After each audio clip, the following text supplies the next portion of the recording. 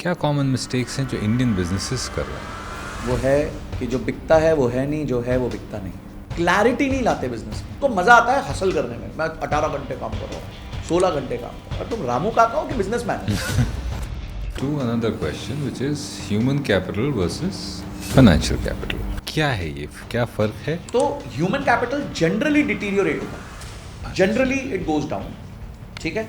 और financial capital जो है वो धीरे धीरे ऊपर जाता है जब आपके पास पैसे बनने लग जाते हैं, आपके पास एफडी में इन्वेस्टमेंट है, ये सब। ये फाइनेंस इतना कॉम्प्लिकेटेड क्यों है? सर फाइनेंस ना कॉम्प्लिकेटेड है ही नहीं, फाइनेंस को कॉम्प्लिकेटेड किया जाता है। देखिए फाइनेंस जितना कॉम्प्लिकेटेड होगा ना उतना ही ये जो फाइनेंस बेचते हैं या प्रोडक्ट्स बेचते हैं वो ज़्यादा पैसा निकाल सकते हैं कस्टमर से। बहुत बड़ी कंपनी का नाम नहीं लूंगा, AIF लिया हुआ था।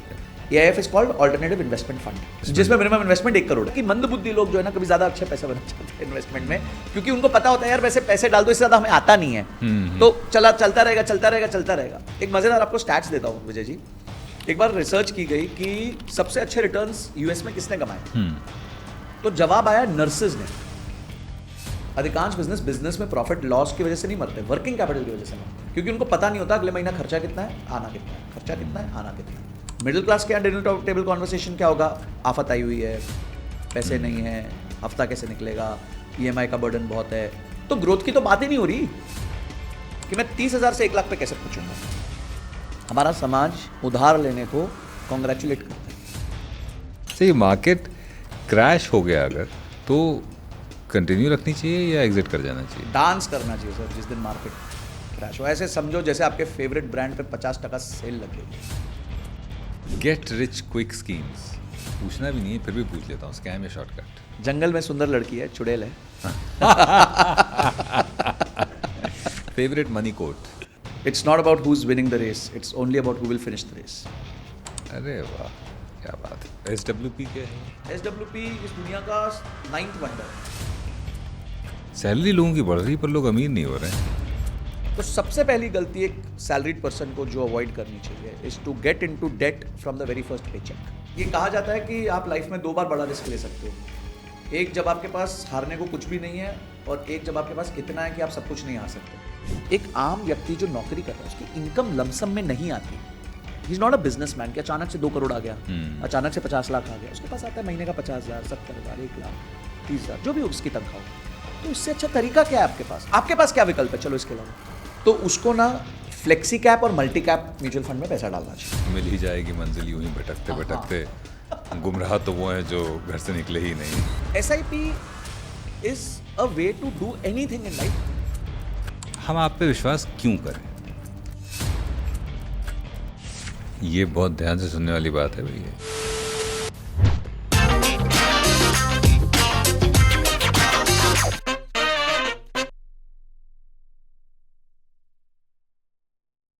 पैसा ही पैसे को खींचता है, ये बचपन से हमें बताया गया है। पर जैसे जैसे हम बड़े होते जाते हैं हम ये सिद्धांत कहीं ना कहीं भूलते जाते हैं। हम भोग विलासिता में इतने पड़ जाते हैं कि हमारा पैसा उस तरफ जाने लगता है, और फिर हम कमाई के साधन बढ़ाने की कोशिश करते रहते हैं, और कोशिश करते करते उस स्टेज पे पहुंच जाते हैं जहां सारे रिसोर्सेज मतलब जो हमारी फैकल्टीज़ हैं, बॉडी की फैकल्टीज़, मेंटल फैकल्टीज़ हैं, वो ख़त्म होती जाती हैं और ख़र्चा कम नहीं होता है। ये दौर ऐसा है जहाँ पर हर तीसरा आदमी ये बताने में लगा हुआ है कि 40 के बाद रिटायर कैसे हों। तो हमने सोचा कि हमारे पॉडकास्ट में भी हमें किसी ऐसे शख्स को बुलाना चाहिए जो हमें ये रोशनी दिखाए कि चलिए मैं तो 40 पार हो गया हूँ, पर कम से कम 50 पार के बाद मैं रिटायरमेंट का सोच सकूँ। संजय कथूरिया जी, थैंक यू सर। हमसे बात करने के लिए धन्यवाद। लेकिन सबसे पहला सवाल जो है ना वो बहुत मुश्किल पूछने वाला हूँ जी। हम आप पे विश्वास क्यों करें? बहुत अच्छा सवाल है सर। पहले तो thank you so much for calling me here. और मुझे ऐसा लगता है कि जब भी आप किसी को सुनते हैं जी, आप, हमारे यहाँ कहावत है कि if you want to buy a Rolls Royce don't take advice from somebody who is driving a Maruti. हाँ। मतलब अगर आपको रोल्स रॉयस खरीदनी तो आप मारुति वाले की नहीं सुन सकते। Nothing against Maruti, but just an example, please, nothing against anyone, please. तो माय पॉइंट है सर कि मैंने ये 39 पे खुद अचीव किया। मैंने अपना फाइनेंशियल इंडिपेंडेंस डिज़ाइन किया और उसको अचीव किया। और आज उसको मैं लिव भी कर रहा हूँ। क्या मैं काम कम कर रहा हूँ? नॉट एट ऑल, शायद मैं काम डबल कर रहा हूँ। जब मैं नौकरी में था, 16 साल मैंने नौकरी करी, तो उस दौरान जो मैं काम करता था उससे कहीं ज़्यादा काम आज मैं कर रहा हूँ। उस दौरान मेरे को शनिवार को छुट्टी मिल जाती थी, आज शनिवार को आपके साथ बैठ के शूट कर रहा हूँ। तो मतलब और मज़ा, मतलब एंजॉय कर रहा हूँ, ऐसा नहीं कि ये स्ट्रेस के मारे कर रहा हूँ, बहुत मज़ा आ रहा है मुझे, बहुत एंजॉय कर रहा हूँ और मुझे पता नहीं चलता। इस मामले में हम दोनों एक ही नाव पे सवार हैं। बहुत बढ़िया, क्योंकि आप भी अपने पैशन को फॉलो कर रहे फॉलो करें, मैं फाइनेंशियली इंडिपेंडेंट वाला नहीं, पैशन फॉलो करें। फाइनेंशियली तो मैं बिल्कुल अभी भी आपने बहुत अपने डिपेंडेंट वो हूँ। क्या कहते हैं, आपने अपने पैशन को अपना प्रोफेशन बना लिया बिल्कुल, है, बिल्कुल। तो वो भी एक बहुत बड़ा एंजॉयमेंट जी, है। जी, जी। तो सिर्फ 2 कारण है, पर वो दोनों कारण जो है ना, वो भगवत गीता में मेंशन्ड है। और भगवत गीता का एक श्लोक है, 4थे अध्याय का 40वां श्लोक है, अज्ञानाच श्रद्धानाच संशयात्मा विनश्यति नाया लोको अस्ति परो ना सुखम संशयात्मा। यानी कि जिस आत्मा को, मतलब जिस इंसान को ज्ञान और श्रद्धा नहीं है, ऐसा संशय करने वाला आदमी जो है वो विनाश की तरफ ही रहेगा। तो अगर आपको कोई भी चीज़ किसी से सीखनी है या खुद पे अप्लाई करनी है, तो 2 चीज़ों की बहुत ज़रूरत है, एक है नॉलेज और एक है कन्विक्शन। ठीक है, तो जब आपको एक नॉलेज आ गई, जब आपको नॉलेज आती है, फिर आपका धीरे धीरे कन्विक्शन बिल्ड होता है एक्सपीरियंस के साथ। तो फॉर एग्जाम्पल, आपने एक चीज़ को सीखा, अच्छे से सीखा, आपको अब उसकी नॉलेज पूरी आ गई, पर शायद अभी भी आपको उसमें कन्विक्शन नहीं होगा। बहुत सारे लोगों ने कंपाउंडिंग सीखी है बचपन में, सबने सीखी है 7th स्टैंडर्ड में, A=P × 1+R⁴n। ये फॉर्मूला 7वीं कक्षा में सबने सीखा है, पर इसको मैंने जिया है। मैंने पिछले 15 साल में, 16 साल में इस पूरे कंपाउंड इंटरेस्ट के फॉर्मूला को जिया है। तो मेरे को नॉलेज भी है और कन्विक्शन भी है। और तीसरा, मैंने उसको अचीव भी किया है कि मतलब आफ्टर कंपाउंडिंग मैंने अपने फाइनेंशियल इंडिपेंडेंस को अचीव किया। और अगर चौथा रीज़न भी दूं, साथ में जोड़ता रहूं, तो मैं एक CFA हूँ, मैं चार्टर्ड फाइनेंशियल एनालिस्ट। तो मेरा ये एक तरीके से प्रोफेशन है। तो from a profession stand point, knowledge, conviction and achieving that goal, ये चारों खाने जो हैं हमारे टिक है। तो इस वजह से मुझे ऐसा लगता है कि मैं राइट एडवाइस करता हूँ, क्योंकि देखिए हमारे देश में ना बहुत सारे तरह के लोग होते हैं, बट मैं उन लोगों से बात करना चाहता हूँ जो बड़ा मास है हमारे यहाँ। मुझे सुनने के बाद काफ़ी लोग बोलते हैं, सर आपकी स्पीड से ग्रो करेंगे तो बहुत टाइम लगेगा, मेरे पास तो और अच्छे तरीके हैं। अगर आपके पास और अच्छे तरीके हैं, काइंडली डू देम, मैं आपको रोक रहा नहीं हूँ। पर मुझे पता है कि अधिकांश लोग जो मुझे सुन रहे हैं भारत में, वो स्ट्रगल कर रहे हैं, उनकी सेविंग्स कम है, वो एक ड्रीम देखते हैं कि मैं फाइनेंशियली इंडिपेंडेंट होऊंगा, तो शायद उनके लिए मेरे बात ये ज़्यादा रेजोनेट करेगी। तो अब जितने भी लोग कमेंट सेक्शन में लिखने वाले थे कि मैं आपकी क्यों सुनूं और क्या बकवास है, क्या ये है, तो भाई ये क्रेडेंशियल हैं, आप सुन लीजिए। और अगर फिर भी आपको कोई संशय हो तो देख लीजिए, आपके पास कुछ अच्छा अगर है तो करिए, फिर आप उस तरह से कंपाउंड करिए। मैं तो इनको सुन के इनकी राय पे अमल करने वाला हूँ। आते हैं आपकी CFA वाली पढ़ाई आपने बात करी, CFA के अलावा आप MBA भी हैं जी। 16 साल का आपका कॉर्पोरेट एक्सपीरियंस है।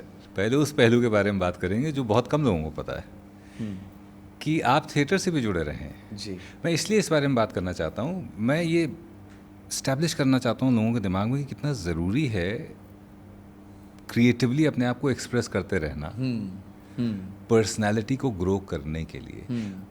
उस समय के बारे में आपसे कुछ जानना चाहेंगे, and how has that shaped you as a person, your stint in theatre, your stint into acting, your stint into learning music. You are a trained singer as well. जी। वो परीक्षा भी लेंगे हम आपकी आगे।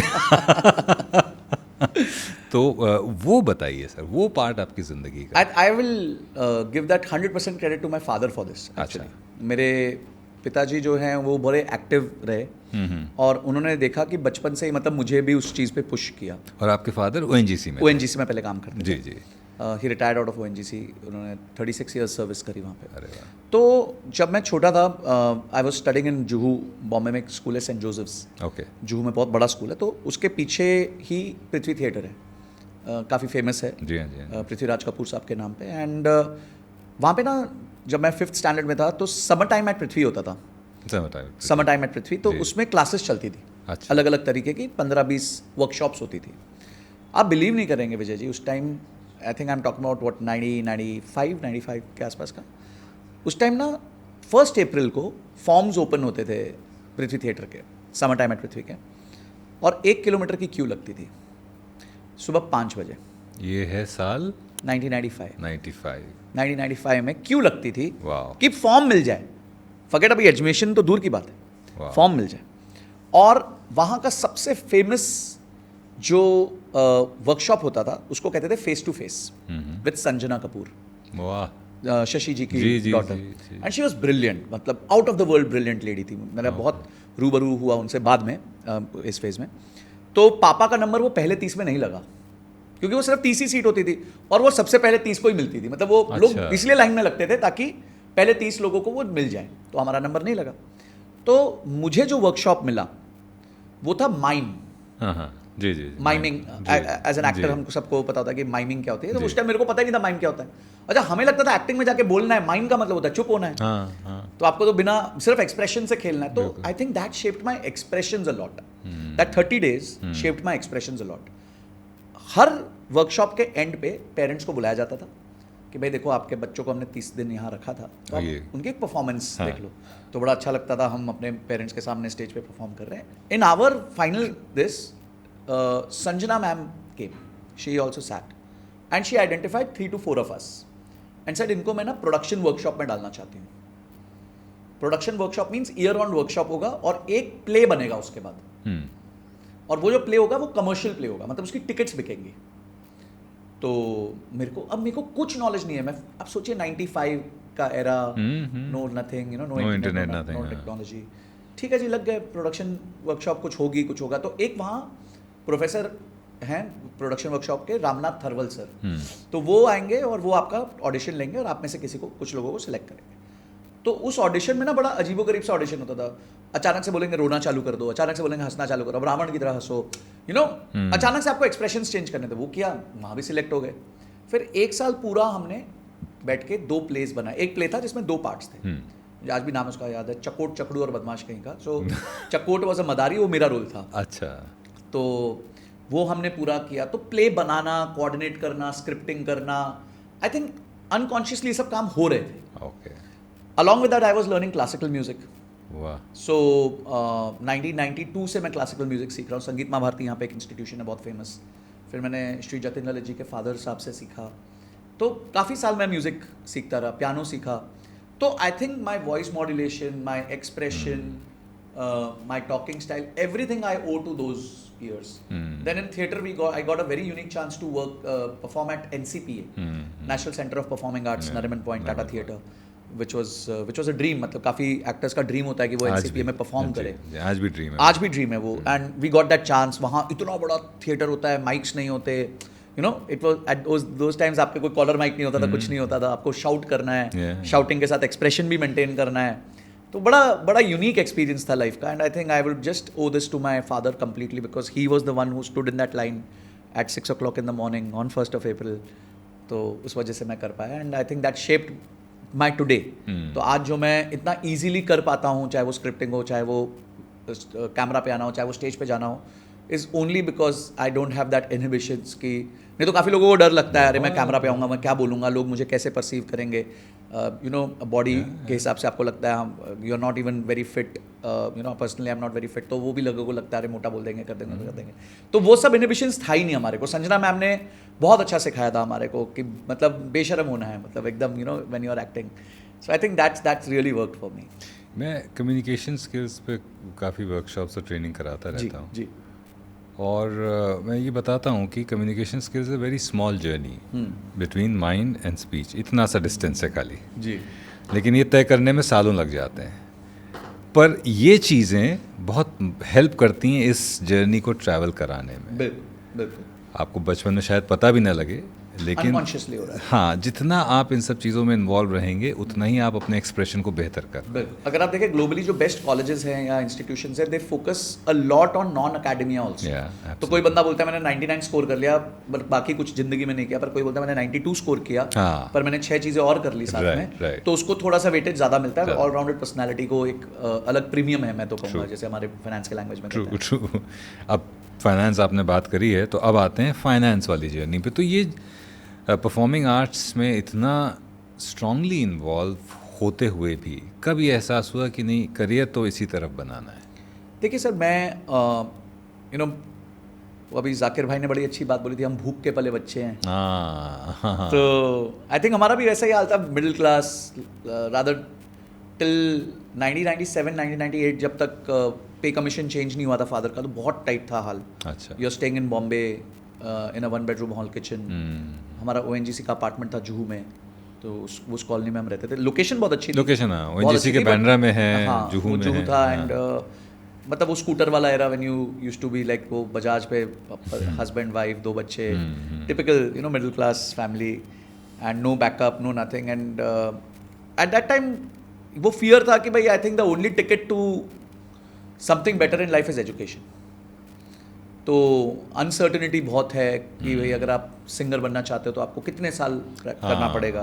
और लेट 90s में तो मतलब बहुत कुछ- मुश्किल था, बहुत ही मुश्किल बहुत ही था। आज तो मुश्किल फिर था। भी प्लेटफॉर्म्स हैं आपको। आज तो हाँ, आज तो आप कुछ भी कर सकते हो। आज तो इतना डेमोक्रेटाइज्ड हो गया कि Yeah. किसी ने बड़ा सुंदर गा के यूट्यूब पे दिया। डाल दिया, वो कल वायरल हो जाएगा।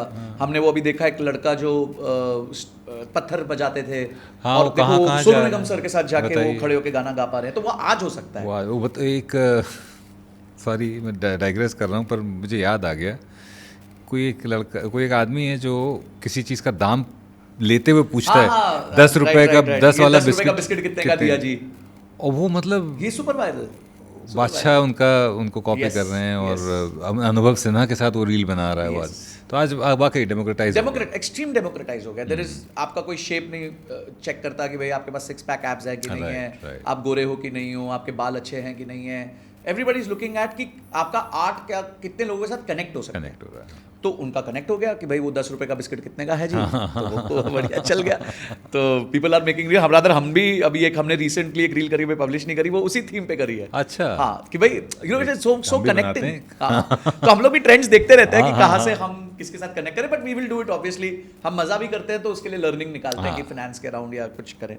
तो the only ticket for us was education and I think it was not wrong. But क्या हुआ कि जब मैं पढ़ रहा था, I was very good student. I scored 98% in physics, chemistry, maths. I got into one of the best private engineering colleges, DJ Sanghvi College of Engineering, जहाँ आज लोगों का ड्रीम है जाना। तो मुझे वहाँ मिला एडमिशन।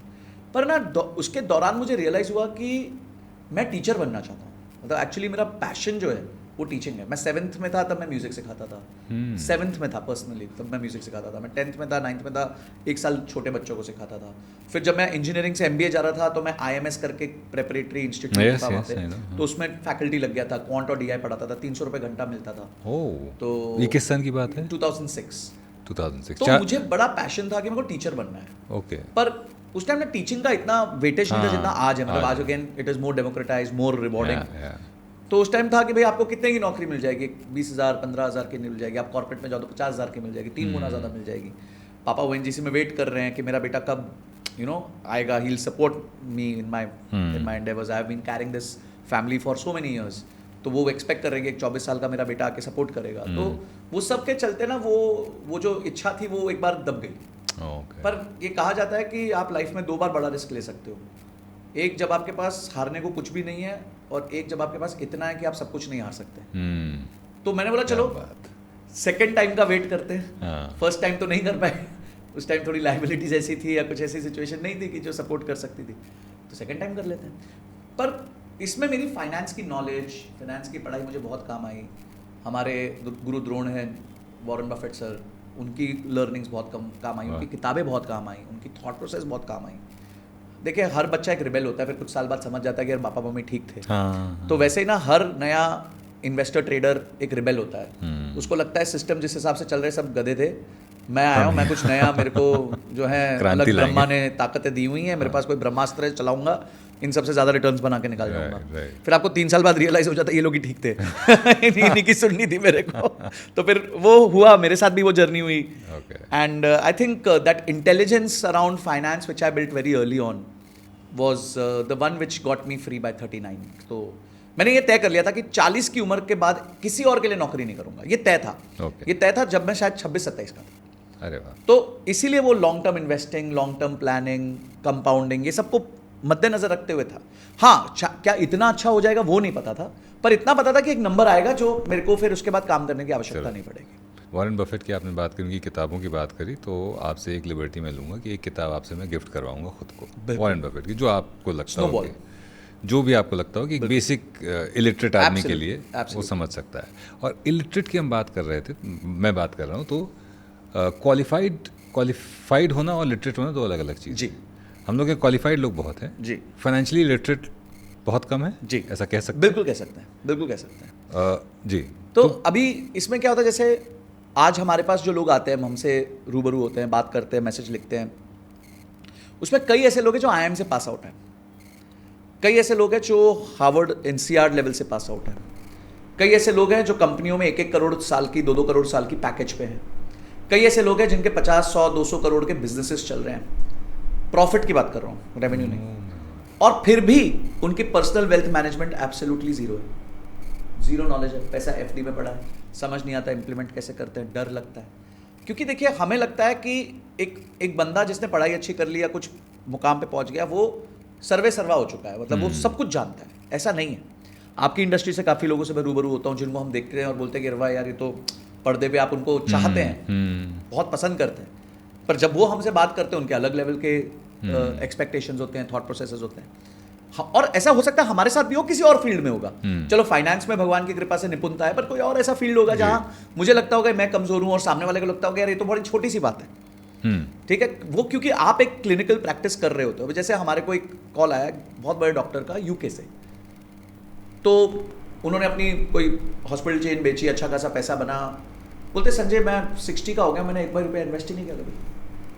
मैंने सर आप गलत कह रहे हो, आपने इतना अच्छा इन्वेस्टमेंट किया था बिजनेस में, इतना अच्छा रिजल्ट मिला आपको। बोलते वो तो ठीक है, चलो वो तो नसीब था, मेहनत थी, सब था, बट हमने कभी पैसिव इनकम बनाना या फिर म्यूचुअल फंड में डालना या ETF में डालना या सोने में डालने का सोचा ही नहीं था। बोले आज देखो हमारे को कितने साल हो गए काम करते हुए, अगर डाला होता तो आज हम करते। तो अब आप चालू करवाओ ताकि हमारे बच्चे को फायदा मिले। अब बड़ा पैसा आया, उसको कैसे मैनेज करे, कहाँ रखे।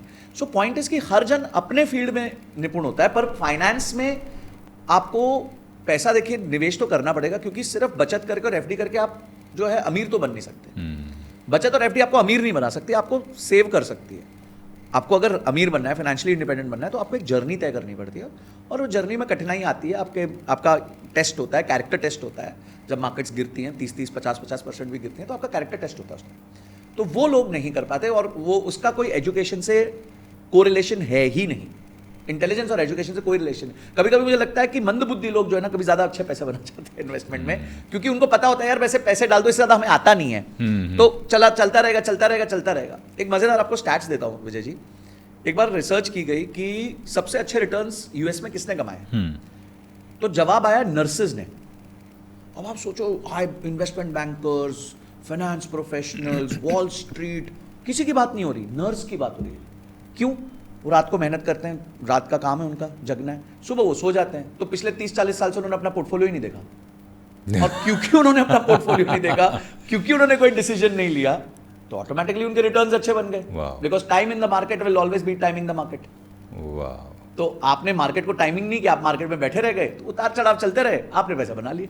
So that's the importance of knowing these things. Right. तो ये एजुकेशन से इसका कोई रिलेशन नहीं है। इसी से जुड़ा एक सवाल, आपने जो कुछ बात करी कि सैलरी और वेल्थ, सैलरी लोगों की बढ़ रही है पर लोग अमीर नहीं हो रहे हैं। This is very very scary. हाँ, आप बिल्कुल सही कह रहे हैं।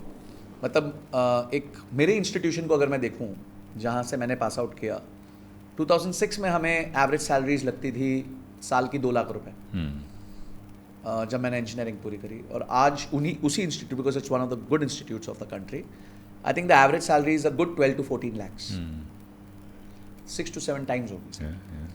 पर शायद वो 20,000 रुपये महीने से भी कम में मैं जितना बचा पाता, आज के बच्चे उतना नहीं बचा पाते, क्योंकि उस टाइम विकल्प नहीं थे खर्च करने के, समझ नहीं थी खर्च करने की।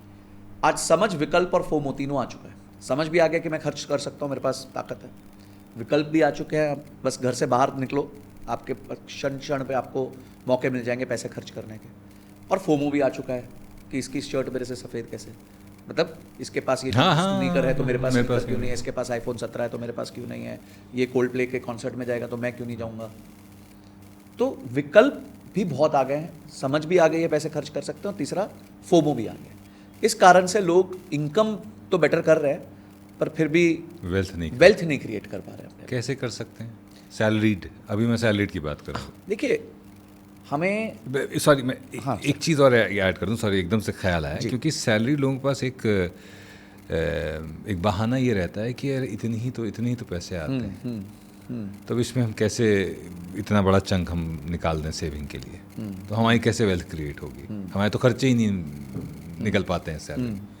उनके लिए आपका क्या ओपिनियन है? सर देखिए, आप ना एक तो सैलरीड की सबसे बड़ी प्रॉब्लम बताता हूँ मैं। एक व्यक्ति 20-22 साल पढ़ाई कर रहा है, उसको पहली नौकरी लगी, समाज उससे ये अपेक्षा करता है कि वो पहली तनख्वाह से ही उधार में आ जाए। हमारा समाज उधार लेने को कॉन्ग्रेचुलेट करता है। आपकी तनख्वाह चालू हुई, आप दूसरे महीने घर ले लो उधार पे, EMI पे, देखो कैसे समाज ताली बजाते हुए आएगा।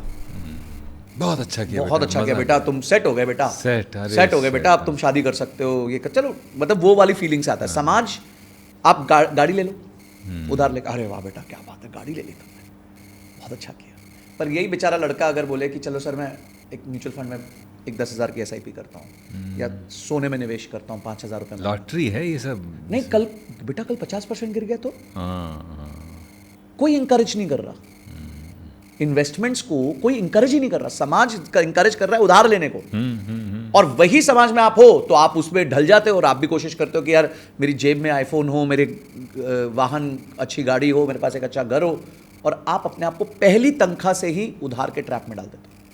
अरे आपने 300 तनख्वाह कमानी है, 400 तनख्वाहें कमानी है, थोड़ा डेफर कर लो, आराम से चलते हैं, कोई चक्कर थोड़ी है, पहली तनख्वाह आखिरी तनख्वाह थोड़ी है आपकी, आपको तो अभी बहुत समय चलना है। तो सबसे पहली गलती एक सैलरीड पर्सन को जो अवॉइड करनी चाहिए is to get into debt from the very first paycheque. पहले पेचेक से उधार में मत आइए, ये थोड़ा सा रोकिए इसको। जितना आप उधार को डिले करोगे लाइफ में, उतना ही फाइनेंशियल इंडिपेंडेंस को अर्ली कर लोगे। तो पहला तो ये जानना जरूरी है। दूसरा, हमेशा याद रखिए, मनी को समझने की कोशिश करिए। मनी ग्रो करने से पहले अपने आप को सेफ रखना और सेफ महसूस होना ज़्यादा इंपॉर्टेंट है। गाड़ी में बैठते ही हम एक्सेलरेटर नहीं दबाते, गाड़ी में बैठते ही हम सीट बेल्ट पहनते। ऐसा क्यों है? गाड़ी का काम तो मूव करना था, तो आइडियली तो आपको सबसे पहले गाड़ी में बैठ के एक्सेलरेटर दबाना चाहिए था, पर हम सीट बेल्ट क्यों लगाते हैं? क्योंकि हमें डर लगता है कि कल को एक्सीडेंट हो गया तो बच जाएंगे जी। तो लाइफ का सीट बेल्ट का है आपका। आप लाइफ में आए, मतलब आपने जॉब चालू किया और आप सीधा ही एक्सेलरेटर दबा रहे हो, सीधा ही आप उधार ले रहे हो, या सीधा ही पहले सोच रहे हो कि मैं पहले दिन निवेश कर लूंगा। आपने सीट बेल्ट नहीं लगाया अब तक जीवन के। 2020 कोविड ने दिखा दिया कि कुछ भी परमानेंट नहीं है, ना जिंदगी ना तनख्वाह। तो भाई अगर आप एक नौकरी कर रहे हो या आप कुछ भी कर रहे हो, आपके पास 6 महीने का तो आपका इमरजेंसी फंड होना चाहिए। तो पहला स्टेप हम लोगों को कहते हैं निवेश नहीं करना है, पहले अपना इमरजेंसी फंड क्रिएट करना है। विजय जी, आप सोचिए कि एक व्यक्ति, एक 22-23 साल का लड़का, अगर उसको पता हो कि मेरे पास 6 महीने की जो मेरे खर्चे हैं वो निकल जाए, एक सेट है, तो उसकी कितनी ताकत बढ़ जाएगी। अगर वो गलत वर्क एनवायरनमेंट में तो उसको चेंज कर सकता है, अपने आप को अपस्किल करने के लिए उसको टाइम चाहिए तो अपने आप को टाइम दे सकता है। ये सारी चीज़ें आप प्लान कर सकते हो, डिज़ाइन कर सकते हो। तो आपने इमरजेंसी फंड डिज़ाइन कर लिया अपना 6 महीने का। उसके बाद आपको पता है अगला फटका जिंदगी क्या मारेगी। पहला फटका मार सकती है आपकी तनख्वाह ले ले, दूसरा फटका आपकी हेल्थ ले ले, तो आप एक अच्छी हेल्थ इंश्योरेंस ले लो। तो that is your second biggest risk. एक अच्छी सी हेल्थ इंश्योरेंस खरीद लो, जितने यंग होगे उतना प्रीमियम कम होगा। और थर्ड स्टेप पे आता है फिर आप अपना जो है, अगर आपके ऊपर कोई डिपेंडेंट है तो लाइफ इंश्योरेंस ले लो, नहीं तो फिर इन्वेस्ट करो। अब लोग क्या करते हैं, लोग आते ही सबसे पहले, अरे यार वो टिप बताना कौन सा स्टॉक भागेगा, अरे वो फ्यूचर्स एंड ऑप्शंस खेलते हैं, क्रिप्टो में हम ट्रेडिंग करना चालू कर देते हैं 20x लेवरेज के साथ। They will start with this. ये आपको खिचड़ी होती है ना, खिचड़ी, गरम खिचड़ी, तो सेंटर से खाने वाला बात हो गया ये। आप कभी भी सेंटर से नहीं खाते हो, आप साइड से खाते हो, ताकि सेंटर तक पहुंचते पहुंचते सेंटर ठंडा हो जाए।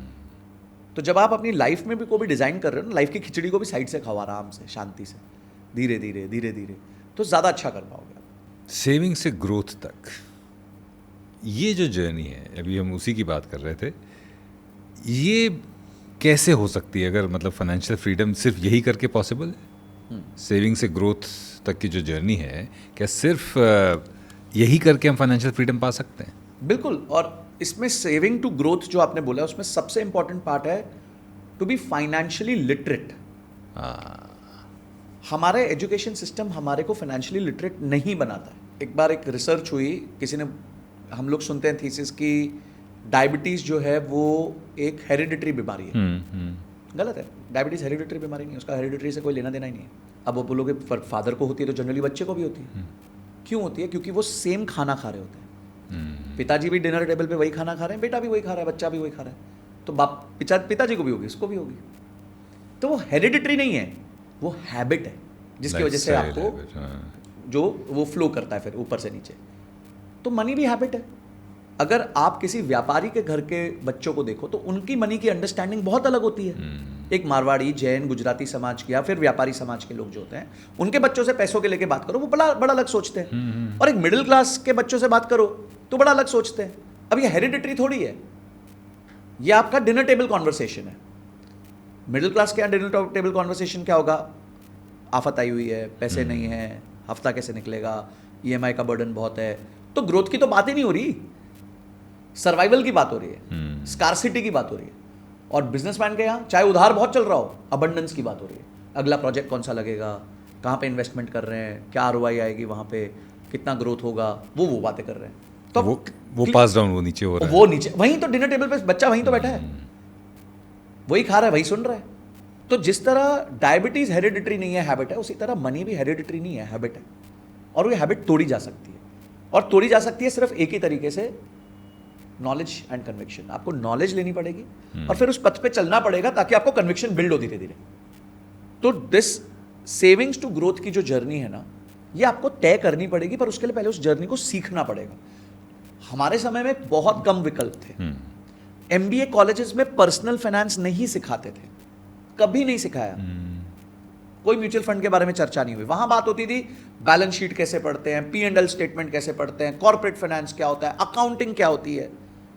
पर्सनल फाइनेंस नहीं सिखाते थे। शेयर्स को इवैल्यूएट कैसे करना है वो भी सिखा देते थे, पर्सनल फाइनेंस नहीं सिखाते थे कि भाई ये जर्नी है, ये आपको स्टिच करनी पड़ेगी इस जर्नी को। आज तो ईजी है, आज आपके पास पॉडकास्ट है, किताबें हैं, कोर्सेज हैं।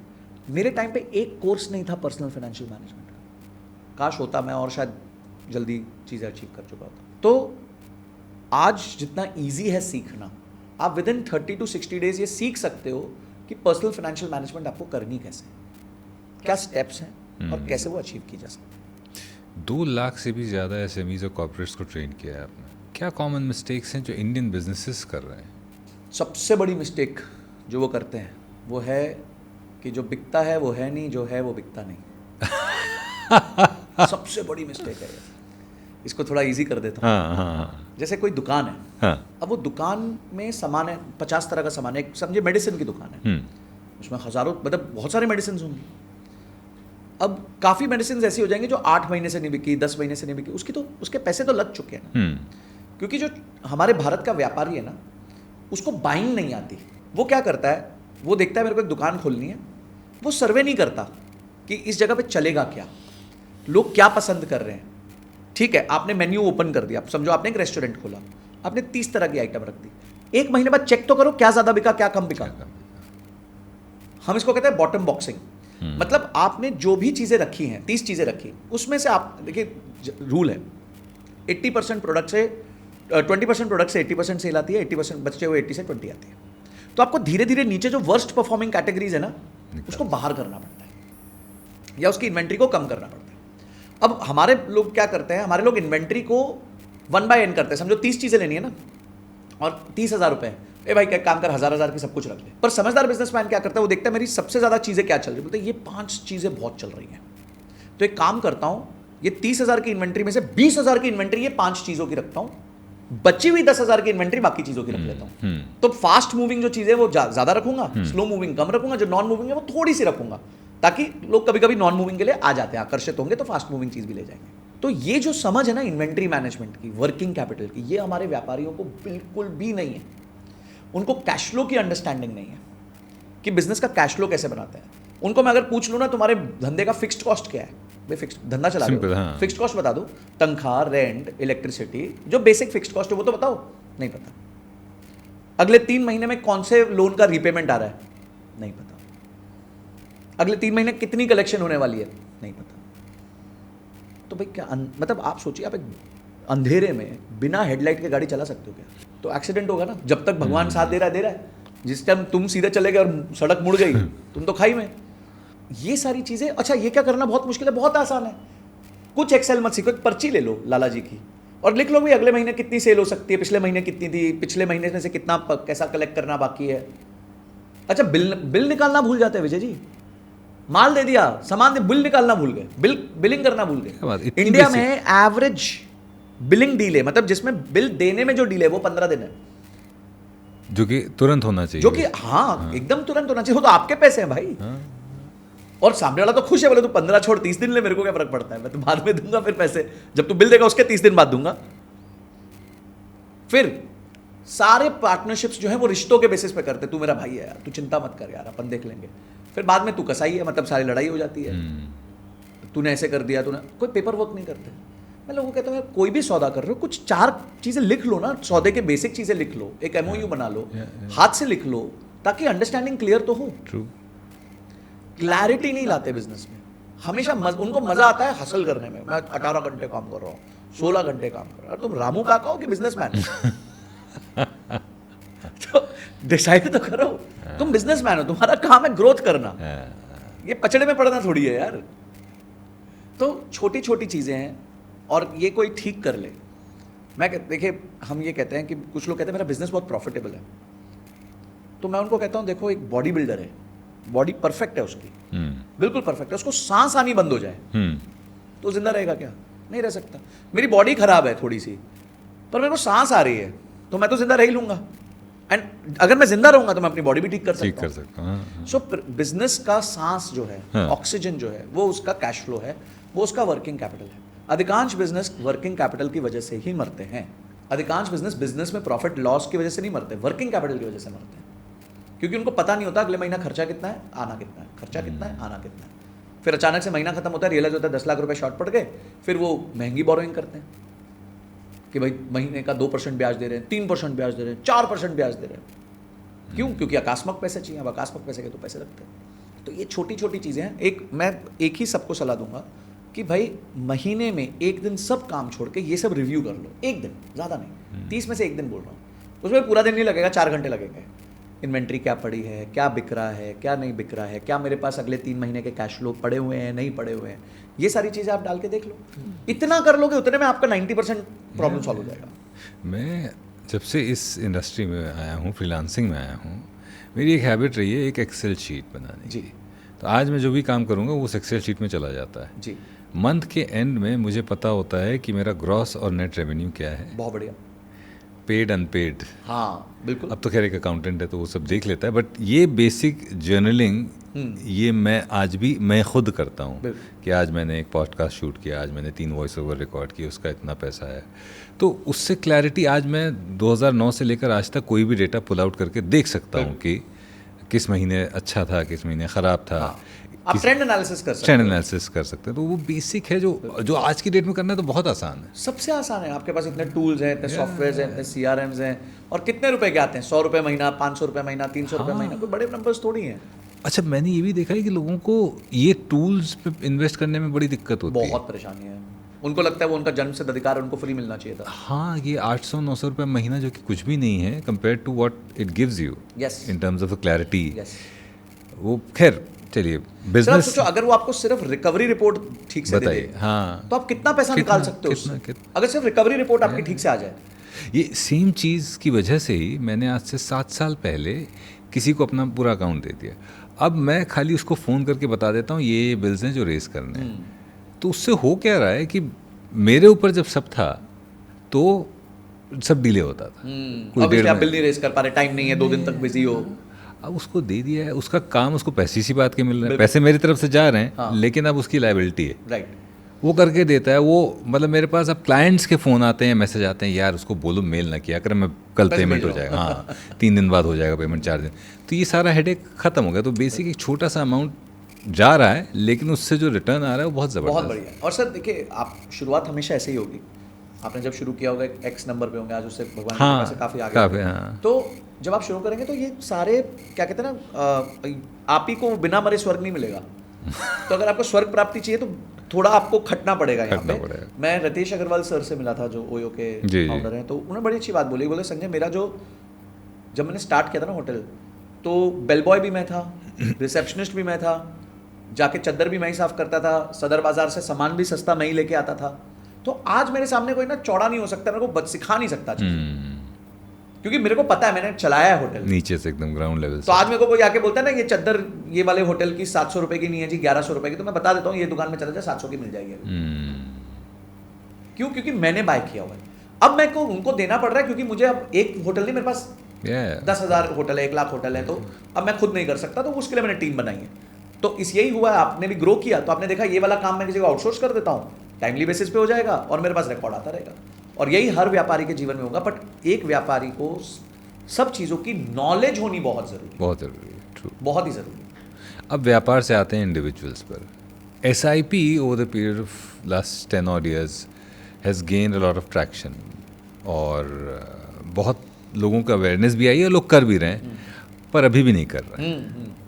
कितना ज़रूरी है? मतलब यहाँ तक ये कहा जाता है कि एक छोटी सी SIP 500 रुपये की भी आप शुरू कर दो तो वो आपको कंपाउंडिंग में आगे जाके बहुत अच्छा रिजल्ट दे सकते हैं। मेरे हिसाब से तो मैं कहूँगा SIP उतनी इंपॉर्टेंट है जितना सांस लेना इंपॉर्टेंट है। अरे वाह। क्योंकि आपको ग्रोथ कैसे मिलेगी कैपिटल की, आपके सपने कैसे पूरे होंगे, आप डिज़ाइन कैसे करोगे अपने लाइफ को। देखिए, एक है आपने लाइफ को छोड़ दिया अपने हाल पे कि चलो जी होगा जो होगा, हुए वही जो राम रचि रखा। हम किस गली जा रहे हैं अपना कोई ठिकाना नहीं, ठीक है, तो वो वाला गाना गाने लग गए और अपन सीरियसली लाइफ को भी वैसे ही लेने लग गए। ठीक है, एक तो गाने सही गाने चाहिए आदमी को नहीं तो गलत सीटी चला जाता है माइंड को तो ये है। और दूसरा है कि आप डिज़ाइन करो कि भाई मुझे 5 साल बाद गाड़ी खरीदनी है, 7 साल बाद घर खरीदना है, 10 साल बाद मुझे फाइनेंशियली फ्री होना है, हर साल मुझे एक वेकेशन चाहिए। मतलब आपने डिज़ाइन कर दिया अपने लाइफ। अब मैं हो सकता है आज आपकी तनख्वाह, एक्चुअली होता क्या है ना, जब आप रिवर्स इंजीनियरिंग करते हो ना, तब आपको लास्ट में जो आंसर मिलता है ना, वो आंसर ये होता है आपको अपने ऊपर कितना इन्वेस्ट करना है। सो फॉर एग्जाम्पल, आपके ये सारे सपने हैं, आपने रिवर्स वर्किंग करनी चालू करी और आपने रियलाइज किया मेरी तनख्वाह तो 30,000 रुपये महीना है और ये सारे सपने पूरे करने के लिए मेरे को 1 लाख रुपए महीने पे जाना है। तो पहला आपका गोल प्लान अब पता है क्या बनता है कि मैं 30,000 से 1 लाख पे कैसे पहुंचूंगा। तो आपने अपने आप को इंप्रूव कर दिया, which is very very sustainable way of growing money. मतलब आप सबसे अच्छी इन्वेस्टमेंट क्या है? आप खुद हो। आपका दिमाग जितना ज़्यादा दे सकता है उतना तो रिलायंस भी नहीं दे सकता, कोई म्यूचुअल फंड ही नहीं दे सकता। पर आप डिज़ाइन कैसे करोगे कि आपको कितना कमाना चाहिए? मैं सबसे पूछता हूँ आपको क्या कमाना चाहिए, आप जो कमा रहे हो वो सफिशिएंट है कि नहीं है? तो बोलते सर पता ही नहीं। मतलब बिल्कुल कैसे पता होगा जब तक आपने अपनी लाइफ को डिज़ाइन ही नहीं किया है। तो आप कैसे ये तय कर सकते हो आज जो आप कमा रहे हो वो सही है कि नहीं? और जब आपको आज रियलाइज हो गया कि आप सही नहीं कमा रहे हो, तो आप एफर्ट लोगे, अपने आप को अपस्किल करोगे, कॉन्फ्रेंसेस में जाओगे, मीटिंग्स करोगे, नेटवर्क करोगे और ऑटोमेटिकली उसका रिजल्ट मिलेगा। इनपुट डालोगे तो आउटपुट मिल जाएगा। बट इनपुट का अवेयरनेस ही नहीं है ना कि ये इनपुट की जरूरत भी है कि नहीं। That is given to you by designing your life. And designing your life में सबसे इंपॉर्टेंट पार्ट है SIP। देखिए, EMI भी तो SIP है, EMI भी तो एक तरीके की SIP है, वो कंपलसरी SIP है। Normal SIP gives you an independence कि अगले महीने मेरे को नहीं डालना, मैं नहीं डालता। EMI वो इंडिपेंडेंस नहीं देती आपको। EMI क्या है? आपने बड़ा चंक आज क्रिएट कर लिया और उसको छोटे टुकड़ों में बांट दिया। SIP क्या, आपने छोटे टुकड़े चालू किया और वो स्नोबॉल बन गया और एक बड़ा स्नोबॉल बन गया। एंड में आपने एक पत्थर छोड़ दिया स्नो टॉप माउंटेन से, वो धीरे धीरे धीरे धीरे धीरे धीरे धीरे बन के एक स्नोबॉल बन गया, जो वॉरेन बफेट सर की किताब का नाम भी है। तो ये स्नोबॉल इफेक्ट जो है वो SIP देता है। एक 10,000 रुपए की SIP 1995 में अगर किसी ने चालू की होती HDFC फ्लेक्सी कैप में 10,000 रुपए की, तो आज 30 साल में 36 लाख रुपए डाले होते, जिसकी वैल्यू 21 करोड़ रुपए है, 21 करोड़ रुपीस। अब सब बोलेंगे सर उस टाइम नहीं थे 10,000, 1,000 थे, 100 थे तो 100 डाल देते, स्टेप अप कर देते। जब इनकम बढ़ी थी तो 100 का 1,000 कर देते, 1,000 का 10,000 कर देते। और अगर 100 भी रखे होते तो ये 21 करोड़ की जगह आपके पास 21 लाख रुपए होते। क्या खोटे थे? पता भी नहीं चलता, पता ही नहीं चलता ना। किसको पता चलता है 100 रुपया चला गया जेब से, 200 रुपया चला गया जेब से। SIP हमारे पूर्वजों ने हमें सिखाई। अक्षय तृतीया SIP है। What is Akshaya Tritiya? SIP। What is जो हमारा ये होता है दिवाली के पहले, धनतेरस, सॉरी, हाँ, सॉरी, जस्ट मिस्टेक। दिवाली से पहले जो धनतेरस होता है वो आपकी SIP है। कितने टाइम से चल रही है? मेरे दादाजी के टाइम से चल रही है। हो गया ना इकट्ठा माल। अगर आपने हर धनतेरस जाके थोड़ा भी सोना या चांदी खरीदा तो आज वो वैल्यू बन गई ना उस चीज की, आज के वैल्यू के हिसाब से। SIP is a way to do anything in life, because आपकी इनकम, एक आम व्यक्ति जो नौकरी कर रहा है उसकी इनकम लमसम में नहीं आती। He is not a businessman कि अचानक से 2 करोड़ आ गया, अचानक से 50 लाख आ गया। उसके पास आता है महीने का 50,000, 70,000, 1 लाख, 30,000, जो भी हो उसकी तनख्वाह होगी। तो इससे अच्छा तरीका क्या है आपके पास? आपके पास क्या विकल्प है? चलो इसके अलावा कोई विकल्प ही नहीं है किसी के पास। और यहाँ आप SIP करके अगर देश की टॉप 500 कंपनीज में निवेश कर लेते हो तो आप उनके मालिक बन रहे हो, चाहे छोटे हिस्से के सही, पर मालिक तो बन रहे हो।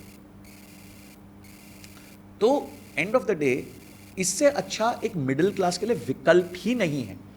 उससे अच्छा एक विकल्प है जो आपको करते रहना चाहिए, वो अपनी तनख्वाह बढ़ाते रहो, इनकम बढ़ाते रहो, स्किल्स बढ़ाते रहो, बट साथ में ये चालू रखो। क्योंकि ये 30-40 साल बाद हम कहते हैं कि भाई आपके 2 बच्चे हैं, अगर एक बच्चा है ना तो मानो 2 बच्चे हैं, एक बच्चा है जिस पे आप हर महीने 5-10 हज़ार रुपये खर्च कर रहे हो, उसको स्कूल भेज रहे हो, उसको पढ़ा रहे हो, सब कुछ कर रहे हो, और ये एक बच्चा है SIP जिस पे 5-10 हज़ार रुपये डाल रहे हो। पहला बच्चा आपका साथ दे ना दे, ये ज़रूर देगा, तो आप ऐसे मानो। Which brings me to another question, which is human capital versus financial capital. Financial capital. क्या है ये, क्या फ़र्क है? क्योंकि आपने बात करी ना कि invest in the self, train करो, अपस्किलिंग करो, दोनों ज़रूरी हैं या दोनों में से कोई भी एक कर लें तो automatically the other is taken care of, और you must focus and ensure कि दोनों में इन्वेस्ट करते रहें कॉन्शियसली, बोथ आर कॉम्प्लीमेंटिंग। कि आप जब ह्यूमन कैपिटल में इन्वेस्ट करते हो तो ऑटोमेटिकली आपकी कॉन्शियसनेस जागती है, yes, and you become more this valuable. Human capital मतलब होता है कि आपके पास अभी कितना समय है काम करने के लिए। लाइफ जब स्टार्ट होती है तो human capital at its highest होता है, financial capital at its lowest होता है।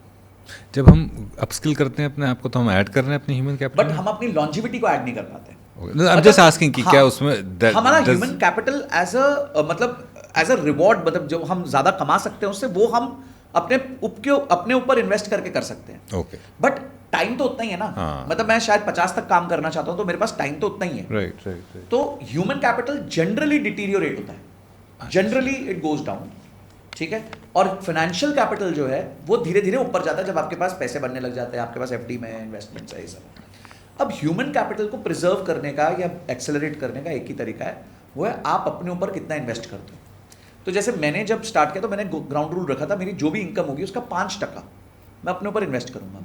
तो मैंने CFA करी, मैंने एक लॉ का कोर्स किया, मैं सेमिनार्स में जाता था, मैं लोगों से मिलता था, जो भी इवेंट्स होते थे उस पर जाता था, क्लासेस करता था, साइड में एक्स्ट्रा क्लासेस कर लेता था। मुझे एक्सेल नहीं आता था पर एक्सेल बहुत इंपॉर्टेंट था मेरे लिए, तो एक्सेल के मैंने अलग से कोर्स किया। उस टाइम तो फिजिकली जाके करना पड़ता था, आज डिजिटली हो जाता है। तो ये सब मैंने ऐड किया अपने करियर में। और आज अगर आप मुझसे पूछे ना मेरा सबसे बड़ा रिग्रेट क्या है, तो मेरा रिग्रेट ये है वो 5 को मैंने 15 क्यों नहीं किया। अगर मैं वो 5 को 15 कर देता तो मैं 5 में यहाँ बैठा हूँ तो शायद 15 में कहाँ होता, मतलब इन द सेंस क्या लेवल कर सकता था मैं, आज वो फील करता हूँ। तो हमारा देखिए, हम रिलायंस का शेयर खरीदेंगे तो वो ये गारंटी नहीं अगले साल डबल होगा, हो भी सकता है, नहीं भी हो सकता, आधा भी हो सकता है। पर अगर आप अपने ऊपर निवेश करेंगे तो आपकी तनख्वाह 25,000 हो, वो अगले साल 1 लाख भी हो सकती है, 2 लाख भी हो सकती है, 3 लाख भी हो सकती है, कोई लिमिट नहीं है, लिमिटलेस है वो।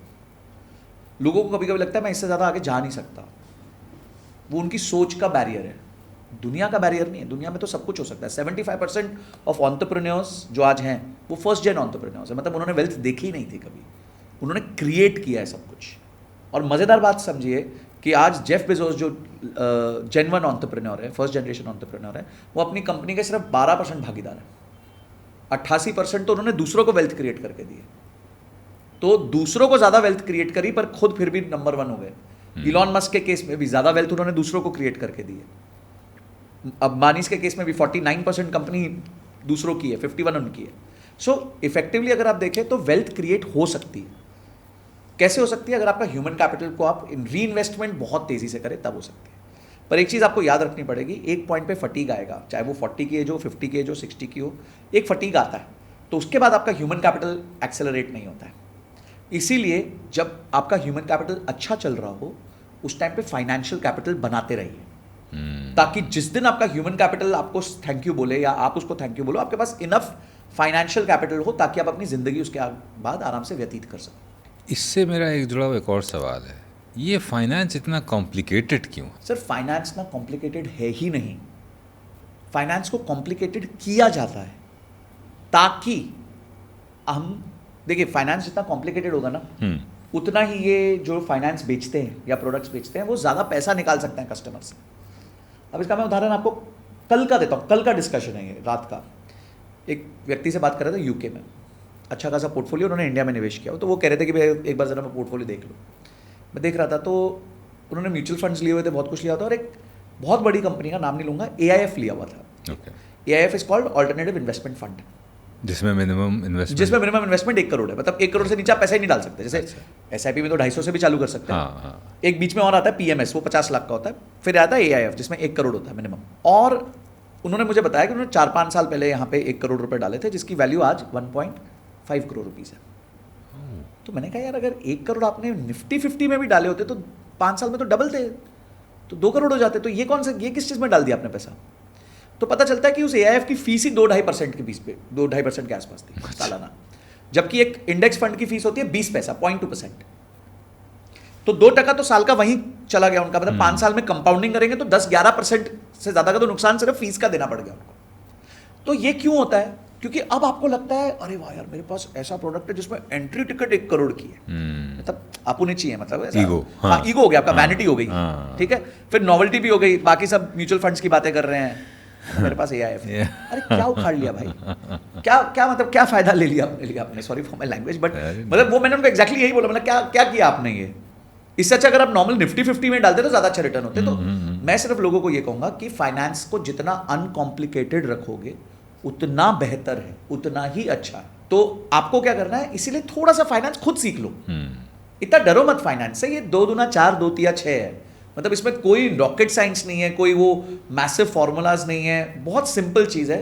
और कंपाउंड इंटरेस्ट के फॉर्मूला को सीख भी लो और समझ भी लो कि उसका मतलब क्या होता है। अगर इतना ही कर लोगे ना, उससे ज्यादा आपको जरूरत नहीं है। You have enough and more tools today to analyse a particular thing, और आप खुद भी कर सकते हो। It's a matter of 1-2 months, 1-2 महीने में हो जाता है ये काम। और हम लोग, मेरी कोशिश सर यही है, देखिए मैंने जब अपना करियर छोड़ा और ये चालू किया तो मेरे को पैसे कमाने नहीं थे, मेरे को पैसा कमाना मेरा मेन मोटिव था नहीं। विद गॉड्स ग्रेस हम जॉब से ज़्यादा कमाने लग गए, पर वो मोटिव नहीं था। मोटिव था लोगों को एजुकेट करना, क्योंकि हमेशा से मन में टीचर बनने का शौक था, तो वो इनहेरेंट टीचिंग थी स्किल। तो मेरे को था कि लोगों को इतना हो जाए, मेरा अगर आप कोई पूछे कि संजय आपका गोल क्या है, मेरा गोल है कि यार भारतवर्ष में मेरे जाने के बाद एटलीस्ट 1 मिलियन लोग ये बोल पाए कि मैं फाइनेंशियली इंडिपेंडेंट इस आदमी की वजह से हूँ। आज सुबह एयरपोर्ट पे था, एक लगेज कलेक्ट करने के लिए बैठा हुआ था, तो ट्रॉली पे ही बैठ गया, आ रहा ही नहीं लगेज, टाइम लगता है। तो एक कपल आया मेरा, यंग कपल, तो मिले, बोले सर हम आपकी वीडियोस देखते हैं। तो कहते हैं सर आपकी एक वीडियो आई थी कि गाड़ी कब खरीदनी चाहिए, वो रील बहुत वायरल हुई थी, 70 मिलियन चली गई थी। तो बोलते हमने वो रील देखी थी, हमने अपनी गाड़ी कोई 12-13 लाख की गाड़ी, 15 लाख की कुछ गाड़ी उन्होंने खरीदी, टाटा नेक्सॉन कितने की आती है आई डोंट नो, मतलब वो उस रेंज की होगी। बोलते हमने 1.5 लाख रुपए बचाए सिर्फ आपकी रील देख के। 1.5 लाख रुपए बचा, सिर्फ जो आपने स्टेप्स बोले थे हमने उसको फॉलो कर लिया था, और उसके उन स्टेप्स के थ्रू ही गाड़ी खरीदी थी, तो हमारे 1.5 लाख रुपए बच गए उस स्ट्रैटेजी से जो आपने दी थी। अब सर ये सोचो कितना, मेरे को पता उस टाइम पे इतना खुश हुआ मैं, इतना खुश हुआ कि मतलब ऐसा लगा वो 1.5 करोड़ कमाए मैंने एकदम हाथों हाथ, उतनी मेरे को फीलिंग हुई। तो अब इसी बात पे बता दीजिए कि गाड़ी कब खरीदनी चाहिए और दूसरा, ये क्या गाड़ी खरीदने में ये जो पैसे बचवाए आपने 1.5 लाख, ये कैसे बच सकते हैं? सर देखिए, गाड़ी खरीदने के ना आपको सामने वाले की परेशानी भी समझनी है।